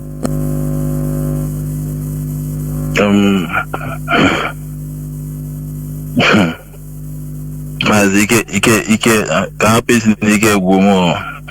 but we must continue. Mazi, this issue of our people being a dead body, I don't know what else to qualify them, because they are more than a dead body. This thing is getting, I think there is something more to this thing. It is not only being primitive, it is not only being backward, but there is something more to this our behavior, me included. If not for our leader, may his days be long. If not for him, sometimes I will stay on my own and I will be imagining Ndi Igbo how far. I will be imagining where that guy, and the worst part of everything, people will not even know what is happening to them. They will see it as nothing. Do you know what it means for an ex-governor? Do you know Ibrahim Traore of Burkina Faso said, a slave that cannot vote does not deserve mercy. You know that word, people just look at that word as a common English. Any slave, like, yeah, you are my slave now and I'm beating you, and you cannot say, hey, it's painful. It means that you need to be beaten to death. It is very, very painful to the extent of this dead body we are talking about. Okay, now, do you know what it takes for a governor to go to that lamp hunter and expose what is there? And nobody is picking it up. Nobody is saying anything about it. Even this protest should by now have reached all over the whole world. As in Indibo. When I say Indibo, I mean Biafra all over the whole world. Because that particular place now is almost in the middle, that is affecting everywhere. 7,200 pennies. You know that 7,200 pennies? I was listening to the news, but when I confirmed it was when I heard the senator reading that news in the House of Assembly. Reading it inside the house, inside government house. He was reading it as a news in the house. And that's up to now. It has not been brought up the second time. Now,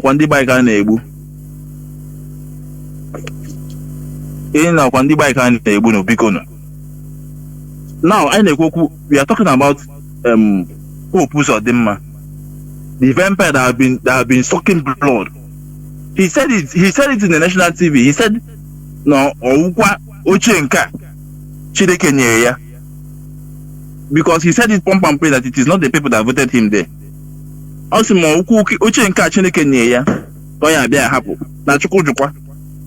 over his dead body. It is now our own people from different states that is now going to put that man there. If they are going to be stupid to say he said to my prayer, may their soul rest in peace. If they should, because it is that action that we rest in peace. If they should go through that path, and they have been warned. And another suggestion I want to give, please, if any of our broadcasters or anybody can pick it up, because if it's something I can do, if I have the guide, I will do it. to be like Mazi Peters, his voice, despite his age, is very, very fluent in reading our press release. If he can just read it and that tape, if he just do it as an assignment, or I don't know how to put it, because I know all of us should be partakers of these freedom fighters, of which I'm my own side. I'm trying my best the way I can. That's just cut only this press release. Every time watching it, he used to put he have a WhatsApp group that he used to put most of your program and many other programs. You just be putting only the press release, because we need to be taking this press release seriously. Now, our leader said that if you want to hide something from a black man, write it inside a book. If not for to this radio session to read openly the press release, I don't think that most of us read press release. And press release means press release, which means it is very, very important that everybody should read our press release. It is very, very important. Coming to this aspect of religion, because as far as I'm concerned, I've seen it as one of the greatest weapon of colonization. Last week Sunday, which is almost next tomorrow, I was here sleeping. Around after 4, they mounted a big speaker in front of our house here, facing to our house, and begin to preach. I woke up because my religion is Biafra. That's where I worship. I don't have any place of worship. I only wait for Mazi watching the case program. This man woke me up. I said, I want to sleep for where this. If you see the loudness of this mic, I went outside, waited for him to finish. Not even I asked him, Oga, I thought today is Sunday. He said yes. I said, sure, people are preparing to go to church. He said yes. I said, why will you now come here and allow this compound, this whole of this compound, you woke them up on street? He said that God directed him to minister to somebody in this to minister to somebody. I said, why must you face your speaker to this compound? And I even saw himself pointing his hand as in raising his 5 hands. The thing is that God directed him to come and minister to somebody in this compound. And I said, okay, if he directed to minister to somebody's compound, why don't you go to that person and minister to that person? He said that he wants other people to bear him witness. I said, Oga, look, if you try this thing you did today again next time, I'm going to make sure that you stop for it. He said that I should not fight with God. I said, don't worry. When I face with you, that when God come, I'll know that I'm fighting with God. But you person that I'm seeing you, if you ever try this in this house, just imagine on Sunday. We are not talking about the one they do normal days. I'm talking about on Sunday. If you try to come to the civilized country, they will arrest him. But they call it religion. Mazi, let me stop here. I have another suggestion to give, but I wanted to put it into the when they open a line doing Mazi Chinedu program, but it is unfortunately because I've never tried that line and get it even for one. Even this one, I'm even surprised I called you in the middle of the line and he entered. But I don't think it is a public something. Maybe I'll write you after the program. I'll message you after the program. Okay. We must continue. This is what we are suffering. What we are suffering, Nigeria contributed also a lot to our mental deterioration. I am telling you, being in Nigeria contributed. It played a very huge part, because we are just like people that are, no guidance, no law, and our people, how we behave. Put an Igbo man in a lawful environment, he become the best law abiding. Put him in a lawless place, he become the worst of all, the very beast. We know they carry last, carry first in good and bad.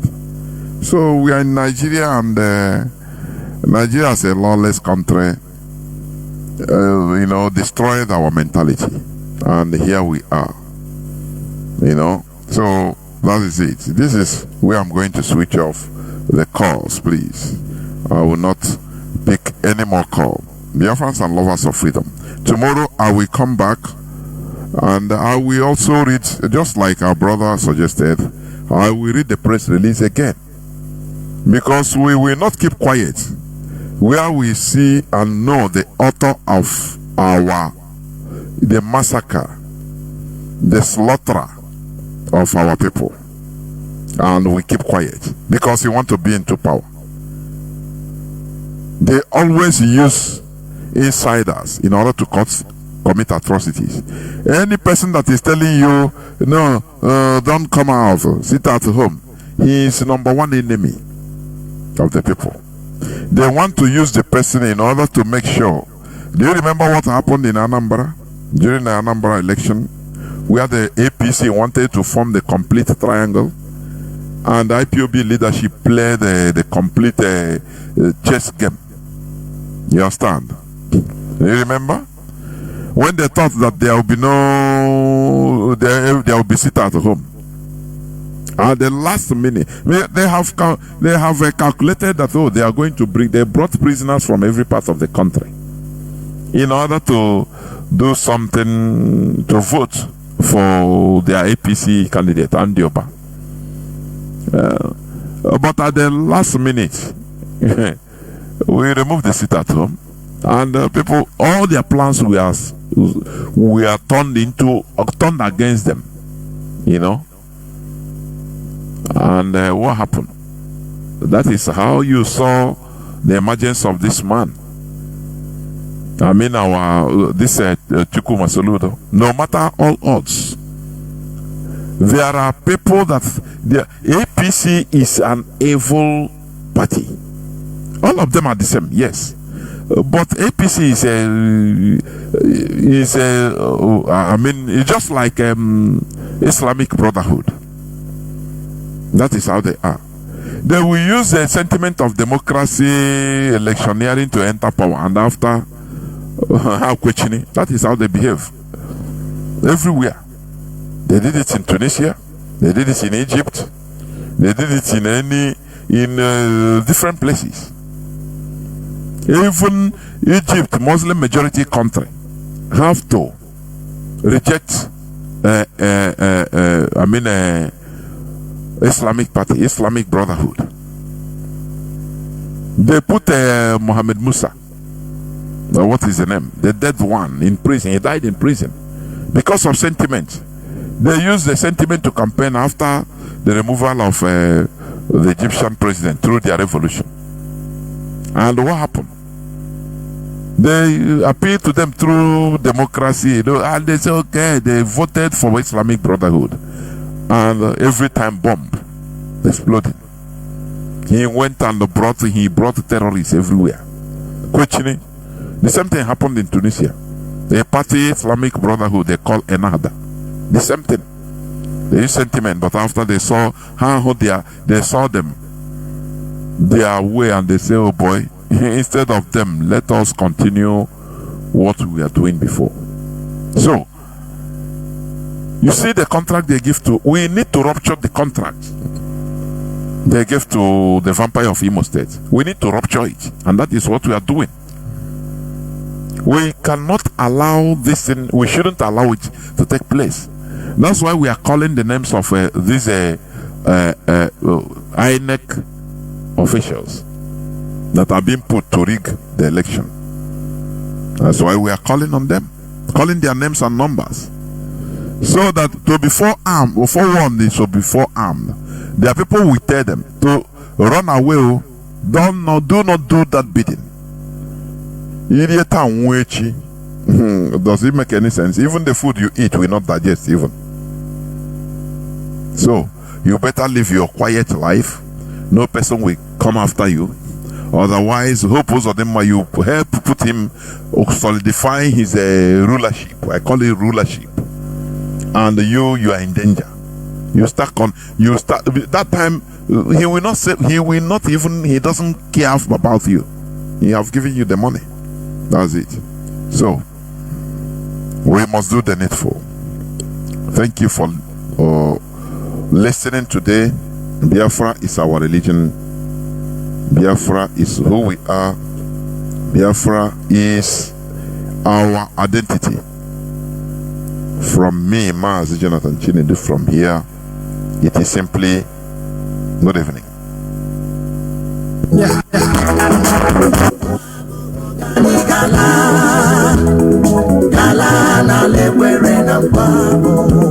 Biafra, Biafra,